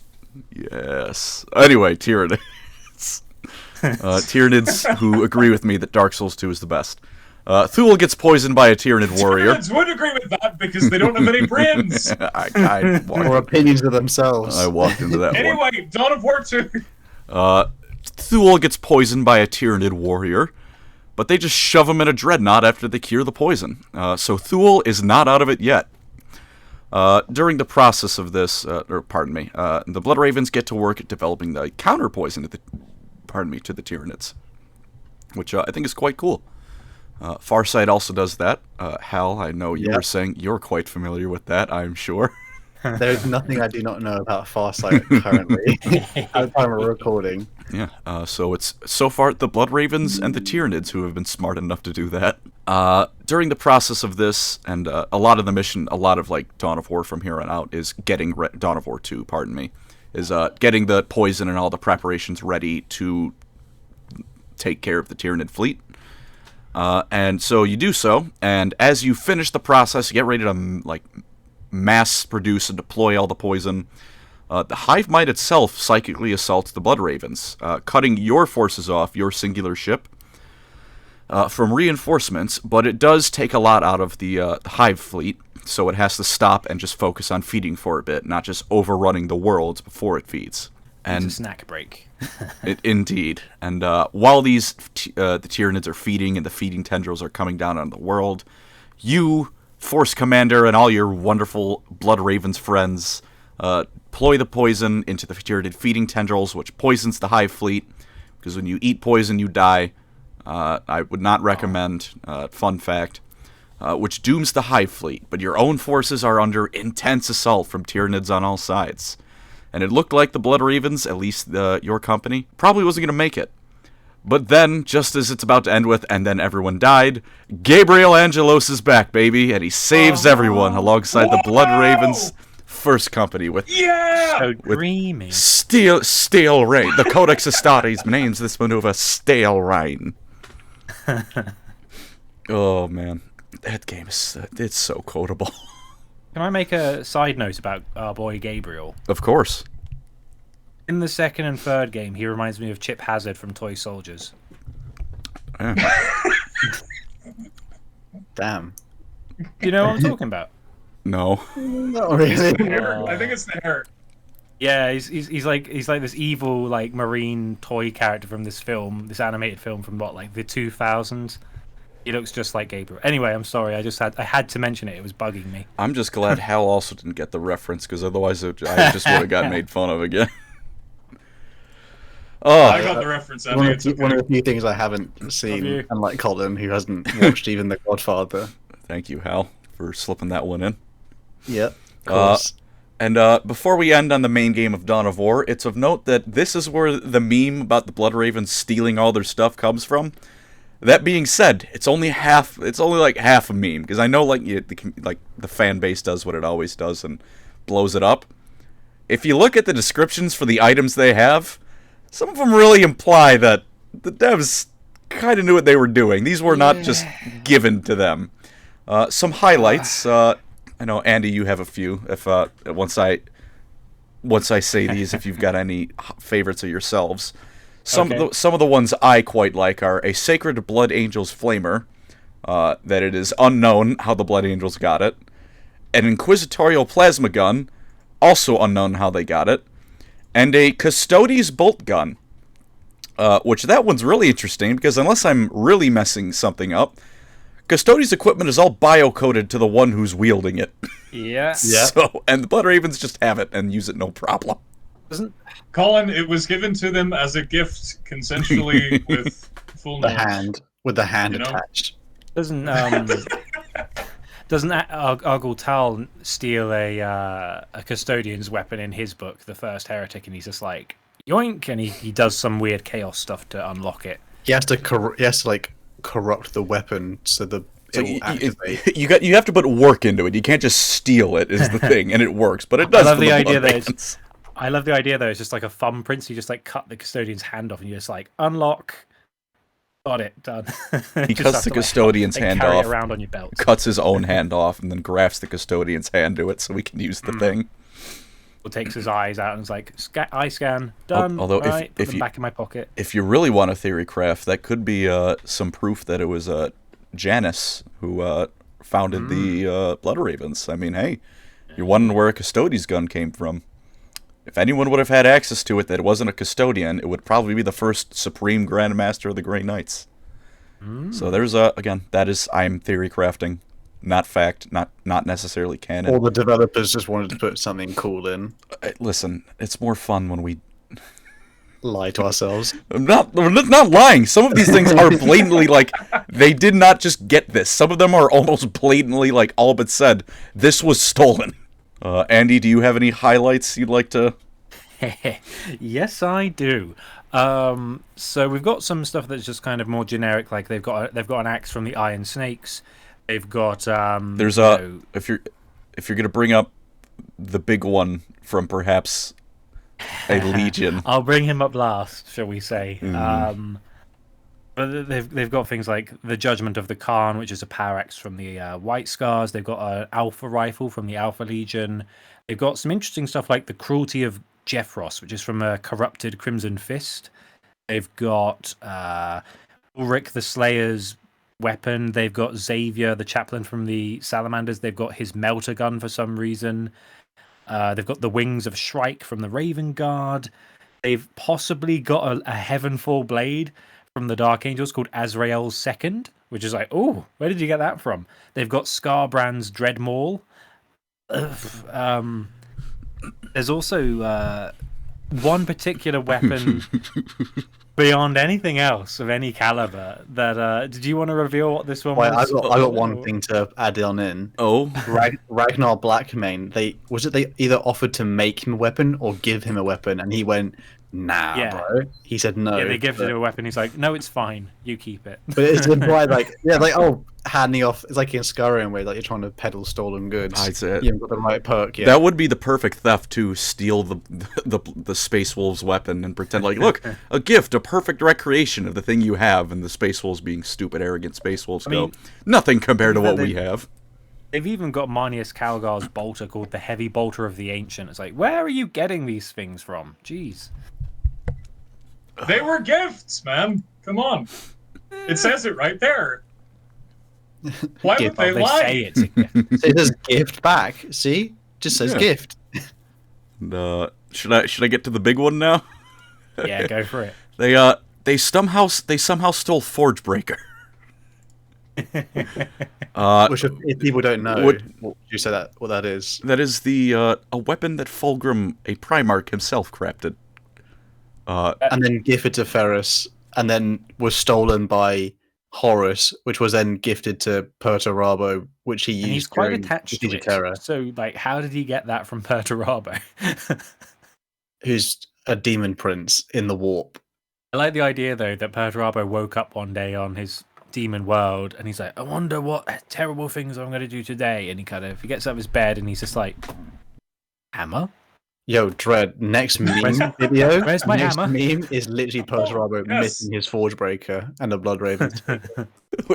Where's the hammer? Drake, where's the hammer? Panicking a bit. What's right there? Yeah, so yeah. That one, they definitely stole that one. Thing is, who the hell uses it in the game? Surely it's too heavy. That comes into play in Chaos Rising, so I will get to that. Speaking of, though, it's time for Chaos Rising, because we've just cleaned up the Tyranids. And this one is, as you can probably guess, all about Chaos Rising. Fun fact. Surprise, I know. Better than Winter Assault, but yeah. Whoa! It starts with the Blood Ravens responding to a distress signal. Turns out it's a trap by Traitor Guard forces, but it's just the Traitor Guard, so they all get mulched. Then they rescue the Librarian Jonas, who is under attack by more Eldar. Because, again, it's a strategy game. We need all the factions to fight each other, so they're here again.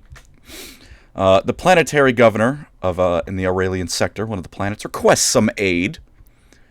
And my brain just blue screen, pardon me. They request some aid, because the orcs are looting the area again, because there's been a whole lot of fighting here, and the orcs love their loot. So the Blood Ravens then go to fight some orcs, and while they're fighting the orcs, the Black Legion shows up, led by Eliphas the Inheritor. He's back. Hey. They thought he died in Dark Crusade. He didn't. He was too marketable. Although I think it's like the Chaos Gods just keep resurrecting him, like, try again, and then they're like, if you fail again, we are not bringing He's you got a back. little bit of thankful energy to him, where like He keeps kind of failing upward. miserably, but they're like he's failing successfully in a way. I like the idea that they were just going, he's funny. Let's just bring him. I want to see him die again. It'll be funny. I mean, for their own amusement is as valid a reason for the Chaos Gods to do anything as any. So that's happening, but alongside some Imperial Guard allies, for once they're not shooting each other in the face, them and the Blood Ravens. The Chaos Forces and some summoned demons are assaulted and defeated, their temple completely destroyed. There is a Baneblade involved in this that you have to run away from in the game. It's very harrowing, because you do not have a Baneblade, you are just some Space Marines on foot, and I know Space Marines are powerful. It does have a funny name. I think is it Beamblade? Baneblade, let it rip. I think it's called Beamblade. No, it's It's not called Beamblade. I'm checking this. it's a Baneblade.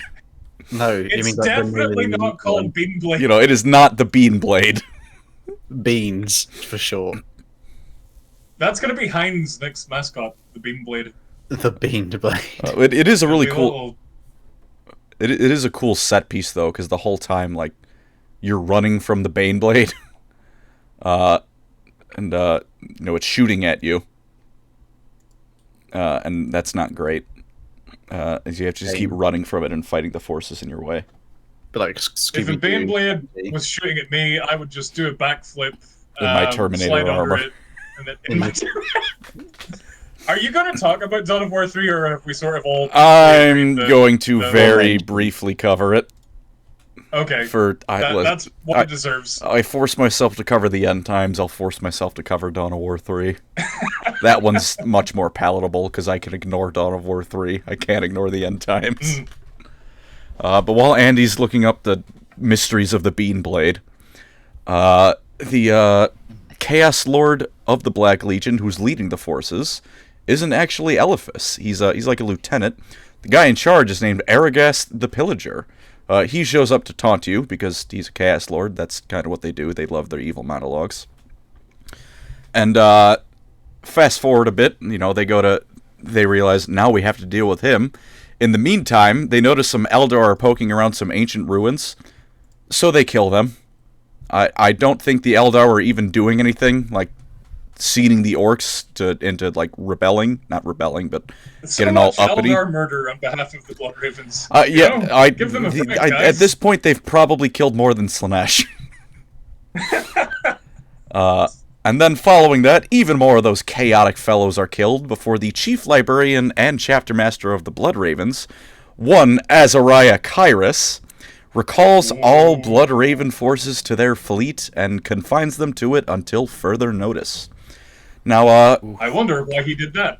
interesting, yes. Important note about him, as Dread Anon covered in the beginner section.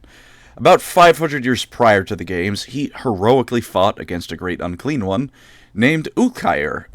I don't know how to say it. Ulkair. But he was lost in the warp during this battle.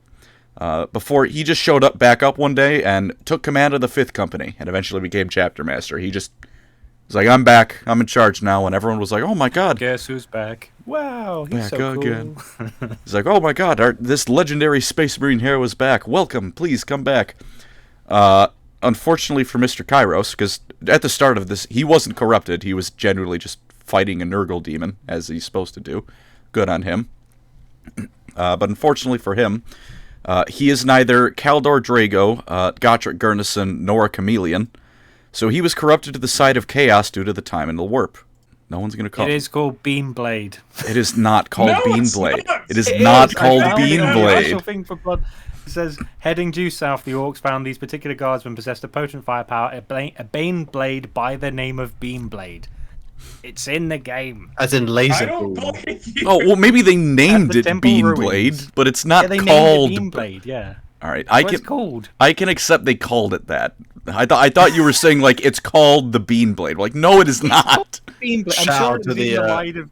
I'm sure one of the guards says, "Let's use Beamblade." And you're like, "It's called Beamblade. That's cute." Shout out to the clip of being made of this with a Bane blade with Heinz on it. Like a can of Heinz. Okay, I Google quote searched Beam Blade and there are no hits apart from some Check guy out who's Captain photoshopped Bloodflag's beams wiki onto a page. Beam Blade. It's in the game. No, It's in the I don't believe cutscene. you. I don't believe you. Just because you don't want it to be. What do you mean? Knowledge is power. Got it well. Yeah. So he's corrupted. Oh, Beam Blade. Beam Blade with an M. With an M. Okay. Yes. Oh, Think it was really? Bane. Oh, It was- not with an N, with an M. I also heard Like it beam. shoots a beam. I also heard beam the entire time. Photoshop beams. Oh no! It was. Not Bean. Bean is just the joke of it. Like it's not. Beam. Okay, that was a miscommunication. I would like to unreservedly apologize to Andy for my comments. I just like how, This is a like fun how the episode. misapprehension had us all like, it's not called this, and it got, and I was wondering why everyone was so riled up, and I was like, it is. Now it makes sense. I thought you were talking about legumes. You know, not Shoots beans. coffee beans at him. Yeah. Okay, But, misunderstanding. Let's move on. misunderstanding indeed. Back to the Ravens. Despite Kyrus. He's been corrupted ever since he came back and was slowly turning members of the chapter to chaos. Despite their reluctance, the loyal Ravens, which is yourselves, the people you're controlling in the game, follow his orders as he is still the chapter master, and they don't know he's evil yet. And the chapter instead deals with a space hulk filled with Tyranids that has warped into the system. Again, RTS game, they put the Tyranids in the base game. By God, they're going to use them. This is, pardon me, skipped over a bit. They also end up defeating Ericast after they fight him. And Ericast goes, LFS, I need you to teleport me away from the Blood Ravens. And then LFS says, no, I will not be doing that. And then he doesn't and leaves him to die. Classic LFS. Very, very Classic funny. LFS. Turns out that that whole inheritor part of his title, it's not like you inherit something from the deceased. It's you make them deceased and then take it. Is how he likes to inherit. Actively inheritor. He's in like the Horus Heresy series very briefly, isn't he? Like very. I think he is, because he is. I'm pretty sure it's briefly mentioned in like the game. Like, he's old. Like, Eliphas isn't just like he showed up one day, we invented him. Well, I guess they did invent him for Dawn they of take War, the but piss like, out of him because they're like, I think he basically becomes the de facto leader of a chapter in the Legion during the Horus Heresy, and they're like, oh, you didn't earn that. You just like inherited the yeah. That's how he got his name. You inherited it. But either way, Eliphas is. I like to imagine that Aragast was one of the people making fun of him, and he was like, "All right, this is what you get for bullying me in middle school." But that aside, it's time for the Blood Ravens to get to some investigating. And some messages are sent out by someone within the chapter, but they can't quite decipher them, and they get to more investigating, and they become aware of treachery within their ranks. And actually, it's really cool, because this actually ties into the equipment selection of the game. As a Forge Breaker, as for who wields it, you can give it to a couple different people, and Lord only knows how they hold it. I know you can't equip it to them if they have Terminator armor equipped. It's one or the other. And the way it works is all those equipment, because there's plenty of other chaos tainted equipment they can get. It adds to their corruption score. And slowly over the course, you can get more and more corrupted, which is not great. They discover through a chapter, through a chapter, the way they find out is towards the end of the game, the squad mate who has the highest corruption score is revealed as the traitor, the not loyalist, the one who's been working with Kyrus. And it's so you kill him. If you don't have any corruption score, by the way, it is a tech marine who is revealed to be a traitor named Martellus. And then you find out that Kyrus is evil through killing that guy. He tells you, he's like, well, if I'm going down, might as well lore dump on ya. So now you know Kyrus is the fool. They go to Captain Diomedes and explain that, hey, we've all been played for fools. We have to deal with this. Kyrus declares all of those people, you and Diomedes and everyone, the real traitors. And it's time for a nice, good old-fashioned Blood Angel civil war. And this all ends up with that demon... Wait, Blood Angels? Civil War? God damn it. It keeps happening! Blood Raven Civil War. All right, look, name your things better, GW. It's like the whole World Eaters, Word Bearers thing, where you say, "Oh, I love the World Bearers." World Bearers. Yeah, except now, Word I thought Eaters. they were called the World Bearers for so long, and then I looked foolish. yeah, except now blood One is day. how both of them start, and they have like the A.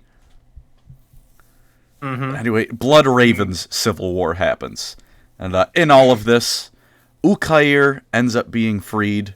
The Blood Ravens seal him away once again. Unlike the first demon they dealt with, Ukair does not get away. Eliphas escapes into the warp, because this time Relic isn't wasting the character. He also Skeletor style, he just goes, ascends to Demon Princehood, and then he's like, I'm out. And although Kyrus was defeated, he's not gone. And I did also mention again, Forge Breaker. I just double down on that. I can't believe they found that. Retribution, the next DLC, the last one for Dawn of War 2, is dealing with Kyrus once and for all at an Inquisitor's behest.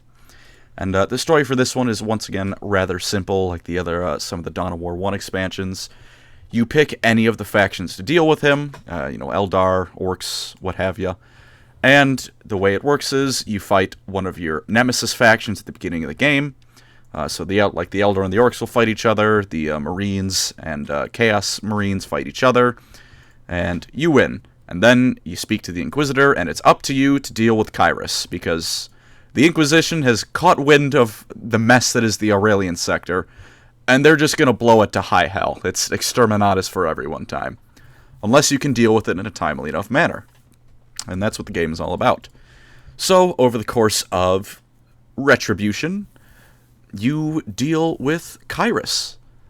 And of note is that the canon ending of this canon ending of the game is once again a mixture of the Eldar endings and Space Marine endings, which is cool that the Eldar are at least allowed to technically win in their own way, kind of. There's another awesome orc introduced named Captain Bloodflag, who just straight up wears a pirate hat with a skull and crossbones on it. Yep. And Hal voiced him in my October video. Oh, so yeah. He's very fun. And Kyrus ascends to become a demon prince of Khorne, despite Khorne hating Psychers. Although, with that being said, if you listen to his speech, good lord, is he, again, the finest voice acting ham. He is putting his all into this. Like, you know the Horus Heresy trailer where Horus is like, if I cannot save it, let the galaxy burn. Oh, yeah. So he's got the Even low... if it takes the last drop of my blood. Oh, yeah. This is good. It's good, but when he says, let the galaxy burn, it's all very low energy and low. He's like, I don't want to have to do this. I'm pretending I have the moral high ground. But when Kyrus says it, he's owning up to it. I am a bad guy. I am serving demons, and I am in it to win it. He's like, let the galaxy loving it. burn! He genuinely sounds like a crazy person, and it's the best thing in the world. Like, just look up, either pause it, or when you're done listening to the podcast, look up the Azariah Kyrus speech. He loves life more than anything in that moment, because he's about to end a whole lot of life. Because the Exterminatus is just to get him to ascend to demon princehood. Because although Khorne doesn't like Psychers, he likes blood, and Exterminatus is a whole lot of blood. So yeah, that's one hell of a sacrifice. So the Exterminatus, however, ends up being delayed. Kyrus ascends to princehood, but he is defeated and banished. And the Blood Ravens are bloodied, but they come out victorious. Once again, it is not like the technical canon ending to Dawn of War 1 with Soulstorm, where the Blood Ravens kind of get the crap kicked out of them. They're victorious. They're hurt, they're bruised, but they've won. I like how there's several endings though, and there's like one where you can play as Captain Bloodflag, and he just blows up his head, and then he's like, I like the Inquisitor's hat, and just nicks it. And that was what it was all about. That's what he was so real for that. He's an orc. I don't care about your Exterminatus stuff. I see that hat. I want that hat.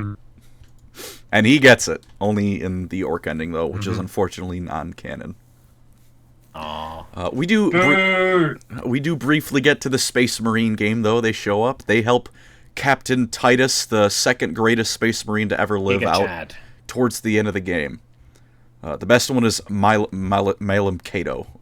Malum Cato, however you say it, from Bolt Gun, who is a Black Templar who got lost and accidentally painted his armor blue. Although the Black Templars make a very brief appearance in Space Marine as well. They do. Oh, hey. Yeah, that's right. They're just with the cool Inquisitor, helmets. like, all right, mate, all right, yeah. Hell yeah. They don't say anything, though. No. But they're there. Towards the end of the game, when Captain Titus is going to defeat the big old Chaos Sorcerer, who is also, funnily enough, a Chaos Sorcerer with help from Khorne demons, Relic seems to really like having sorcerers aligned with Khorne for some reason. As Captain Titus is going to help him, the Blood Ravens show up to give him a hand, because the rest of the Ultramarines are busy complaining about the Codex Astartes in this game. So the I caught it! The Blood Ravens showed up and helped him out. And of note is that they have a different battle cry now. They changed it after Retribution from Knowledge is Power, Guard it Well, to None Shall Find Us Wanting, which is a much better battle cry, I have to say. I do like how Titus, when he speaks to the first one, is just like, your deeds in the Aurelia sector of Legendary. Like, they're friends. That's nice. Yeah, it's cool. That's also the nicest opinion anyone has of the Blood Ravens that isn't a part of them, because some of those item descriptions kind of imply the Blood Ravens are pariahs. Captain Titus, bro that he is, big fans of him. He knows Blood Ravens can throw down when it counts, because Captain Titus is the coolest. He was like, I've got to get up to that place. I don't care who's going to give me... these guys... yeah, you're great. Let's keep going. Like, if he wouldn't have minded who it was. Like, Space Wolves, yeah. It's like, yes, I too enjoy Mjod. Hey-ho, let's go to the end of the game. Let's go fight the guy now. I'd like this game to be over. I hate it here. But now, unfortunately, it's time for Dawn of War 3. No one likes this game. No one likes League of 40 Hammer, so I'll keep it short. The whole game revolves around fighting for a weapon known as the Spear of Cain. Because before it was Chaos doing all the bad stuff, it was then the Necrons waking up, and then it was the Tyranids and Chaos again. Now it's time for some Ancient Eldar stuff to finally shine, which if nothing else, I appreciate someone in a Warhammer production finally acknowledged the Eldar had a bunch of super weapons lying around. Thank you. And if I can thank Dawn of War for that, it's the music, which admittedly the music is really good for 3, and that plot piece. So they're trying to get the Spear of Cain, which, presumably belonged to Cain, and I at least personally think it might have been one of those 100 blades Volforged for him. Although I don't believe that's ever stated. The fake one, though. This thing it's said to be very powerful. So this might have been the real one. But, thankfully, to save us from the fact that this is Dawn of War 3, Gorguts is back! He's made his return. He's back to be the most entertaining thing about this game. He's back. So is Farseer Maka, who's also back, and is depicted exactly as fan art of her depicted her as. Which is interesting because she never took off her helmet in the first Dawn of War. Which has led people to believe that either someone who made fan art for her got lucky and got a job in the Dawn of War 3 development team, or the Dawn of War development team was looking for references and thought that was canon. Just neat little thing. Maybe they realized the game was going to tank and they tried to put some fan service in at the last minute. That also might have been it. Actually, I have a potentially controversial opinion about Dawn of War 3. Oh? The voice acting sucks. Okay. Is that it? Yeah, I don't know. I don't know if that's controversial because I've seen a couple of people say, well, at least the voice acting's good. But everyone sounds really bored, and there are videos on YouTube of comparing the same units in 1, 2, and 3. Yeah. And in 1 and 2, they sound like they're having the time of their lives, and then in 3, I don't know. It sounds like the Space Marines sound like bored squaddies in Afghanistan. It's Marine Squad A, yeah. Well, I think it's they... Oh, it's just terrible. It became maybe a little bit more high-quality professional, but that means it lost all of the fun and the charm of the first 2 Dawn of Wars. Yeah. No one's yelling anymore, Yeah, no one's ever My Emperor! Space Marines, attack! And everyone's just excited to be there. No one's excited to be in Dawn of War 3. Even the people in Dawn of War 3 don't seem interested. I am pinned here. Yeah. The voice lines I've heard, where they're just slaughtering, they are having so much fun. And you're like, oh, they're having a great time slaughtering the enemies of the Imperium. Good on the Space Marines. And then you get to Freenet. And I've definitely watched the video that Dread's referencing where they compare the two, and it's it's so milquetoast and dull, and it's there's no charm in it. It's maybe professionally it's a little bit higher quality, but it's not fun anymore when that's what we're here for. I'm not here for The Last of Us when it's all depressing and grim. It's no, I'm here to watch these Space Crusaders scream. Can't Gabriel Angelos do a jumping forward roll in the third game? Yes, in Terminator armor. Exactly, you the ship has sailed. Make it silly, make it fun. It's you can't have a backflipping demigod. How will they appeal to esports commentators? That might be it. That's my conspiracy theory. They didn't want the characters speaking over the esports commentators because they thought it was going to be a big esports hit. That's my conspiracy theory, and I'm sticking to it. Well, it's Dawn of when War that 3. game come out? Not 10 years ago. Maybe 10 years ago. 6 Mel years ago, I G think. sponsors Dawn of War 3. Yeah. Good lord. And then you play it, and it's just bad StarCraft. It has no soul. Unfortunately, that game. StarCraft, but awful. Yeah. But it's the fact that they thought it was going to take off is embarrassing and shameful and disgusting. Shameful. Oh wow. Strong opinions. And even the plot of it is everyone's racing for the Spear of Cain. It's even I know the other plots of the game, they were all contrivances to get you to fight all the cool factions they put in. It doesn't even feel like they were trying for Dawn of War 3. It's everyone's fighting for the Spear of Cain. Go beat up the Eldar. Now beat up the Orcs. Now you're the Orcs. Yeah. Beat up the Eldar. Now you're the Eldar. Beat up the Marines. Did you notice it had the same plot again where the ending was basically, a demon's being released, like a big demon. I was going to say it turns out there's a prophecy that the Eldar have about the Spear of Cain unite. What they thought it was it would unite all of the Eldar craft worlds and bring them into a new age of glory. But it turns out the real prophecy, there was this demon known as the Storm Prince. Well, you didn't know he was a demon. They thought the Storm Prince was some Eldar to unite them when he had the spear. Turns out it was a demon who was released, the Storm Prince, and everyone being united was actually the Orcs, the Eldar, and the Space Marines, the Blood Ravens, to fight the Storm Prince. So at the end of the game, they all come together, beat the hell out of the Storm Prince, and in a very un-40k move, everyone decides to just go their separate ways and kind of forget about the whole affair, except for Gorguts, who hangs... Just walk away. Pretty much. Except for Gorguts, who hangs back after everyone else leaves and then nicks the Spear of Cain because he's an orc. Also of note is that Gorguts is no longer a war boss. He's at the start of the game serving another one. Although that one I don't find as egregious because he's an orc. It can be easily explained away as he didn't feel like being in charge anymore for the moment. And Gorguts does what Gorguts wants. Jane Czar was also there. Left no impact. Damn. Thank you for coming, Jane Czar. Thank you, Dawn of War, for... I can't even summon up vitriol to talk about this game after long enough. I just feel drained. It killed the Dawn of War series, which was really upsetting. Which is impressive in a really bad way. Oh, also, speaking of just copy and pasting from Dawn of War earlier, the Necrons were teased at the end of the game, but then the game flopped and they stopped developing anything for it, so that went nowhere. And The Necrons went back to bed. They just immediately apologized for it, didn't they? At least Age of Empires 4 was alright. Yeah, And after Dawn of War 3, all right might as well have been a 10 out of 10.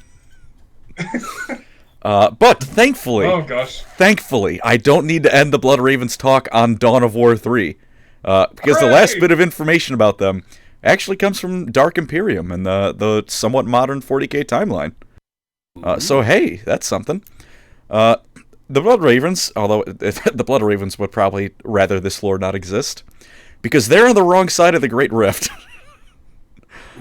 There's the side, for those of you unfamiliar with Warhammer, the Great Rift, the big old chaos storm that tore the galaxy in half. There's the half that the Astronomicon is on, which is the Emperor lighting the warp up for Imperial ships to travel. And then there's the half that he's not on, and it's real dark and hard to do anything in there, because warp travel's really hard when you don't have the lighthouse. They're on the bad side, the dark side. And the Aurelian subsector was absolutely rampant with chaos incursions. And there was some signs that Ulkair was going to reawaken from his prison. The Great Unclean One was coming back for round 2, or at least trying. I guess it would have been round 3, actually. Pardon me. Thankfully, what's up?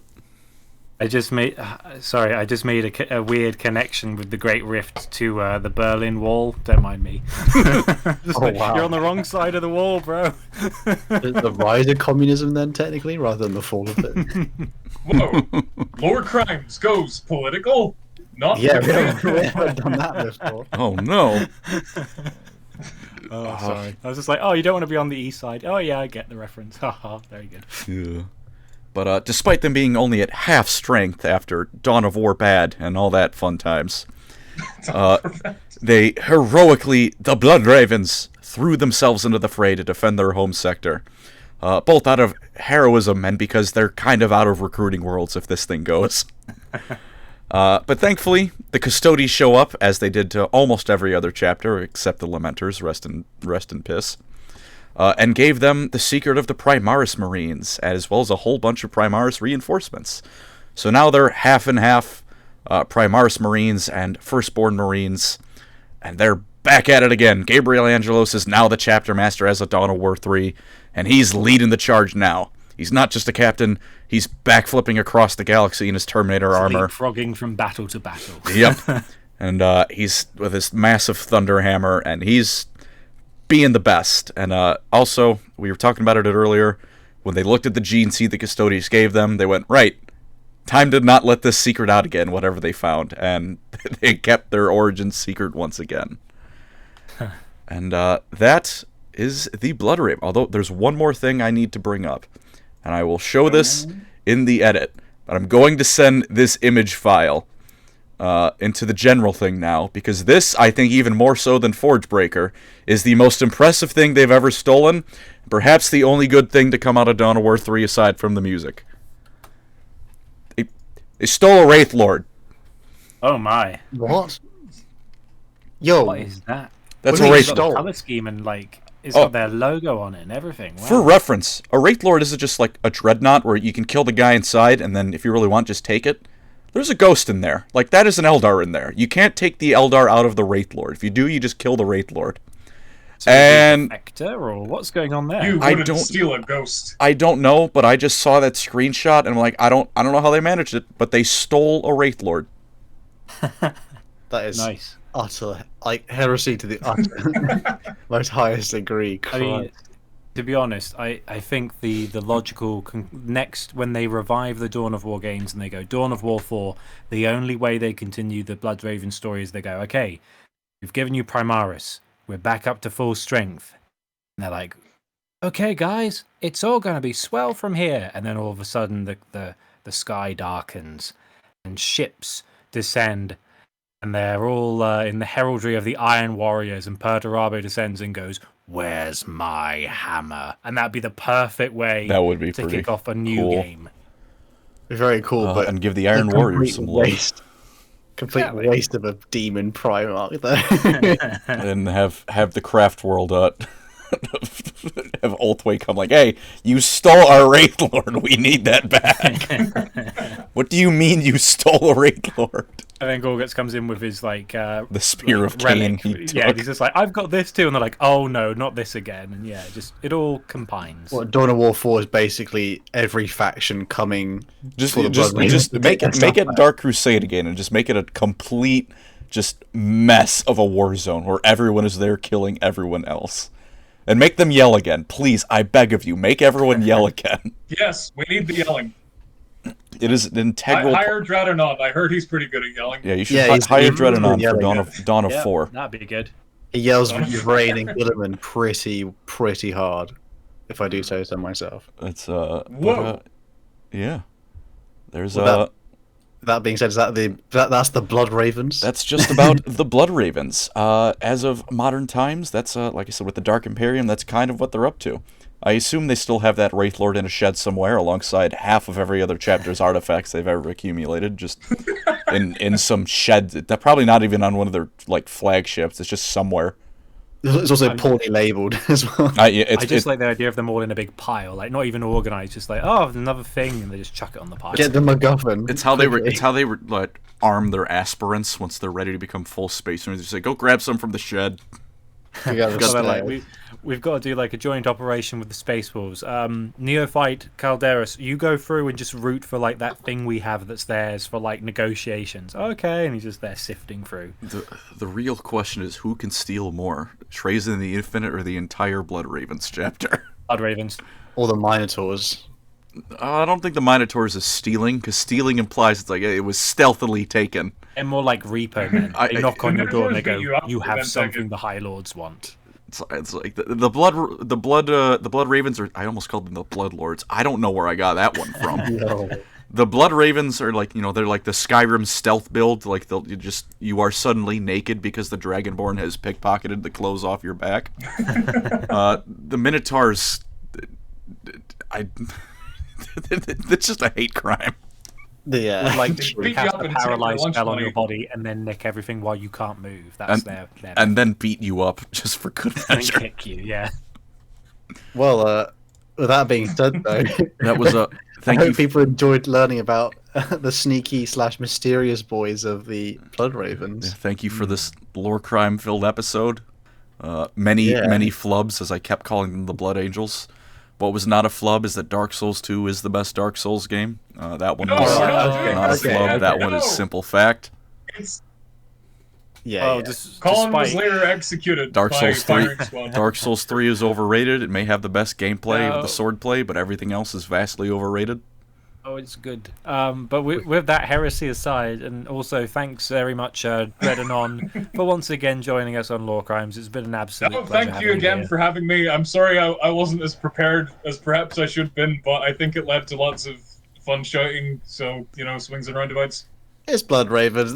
It doesn't matter. If there's any chapter to have fun with it like that, it's the Ravens by far. Because again, like I've really been trying to emphasize, they're my favorite way to look at 40k because it's over the top, it's goofy and fun.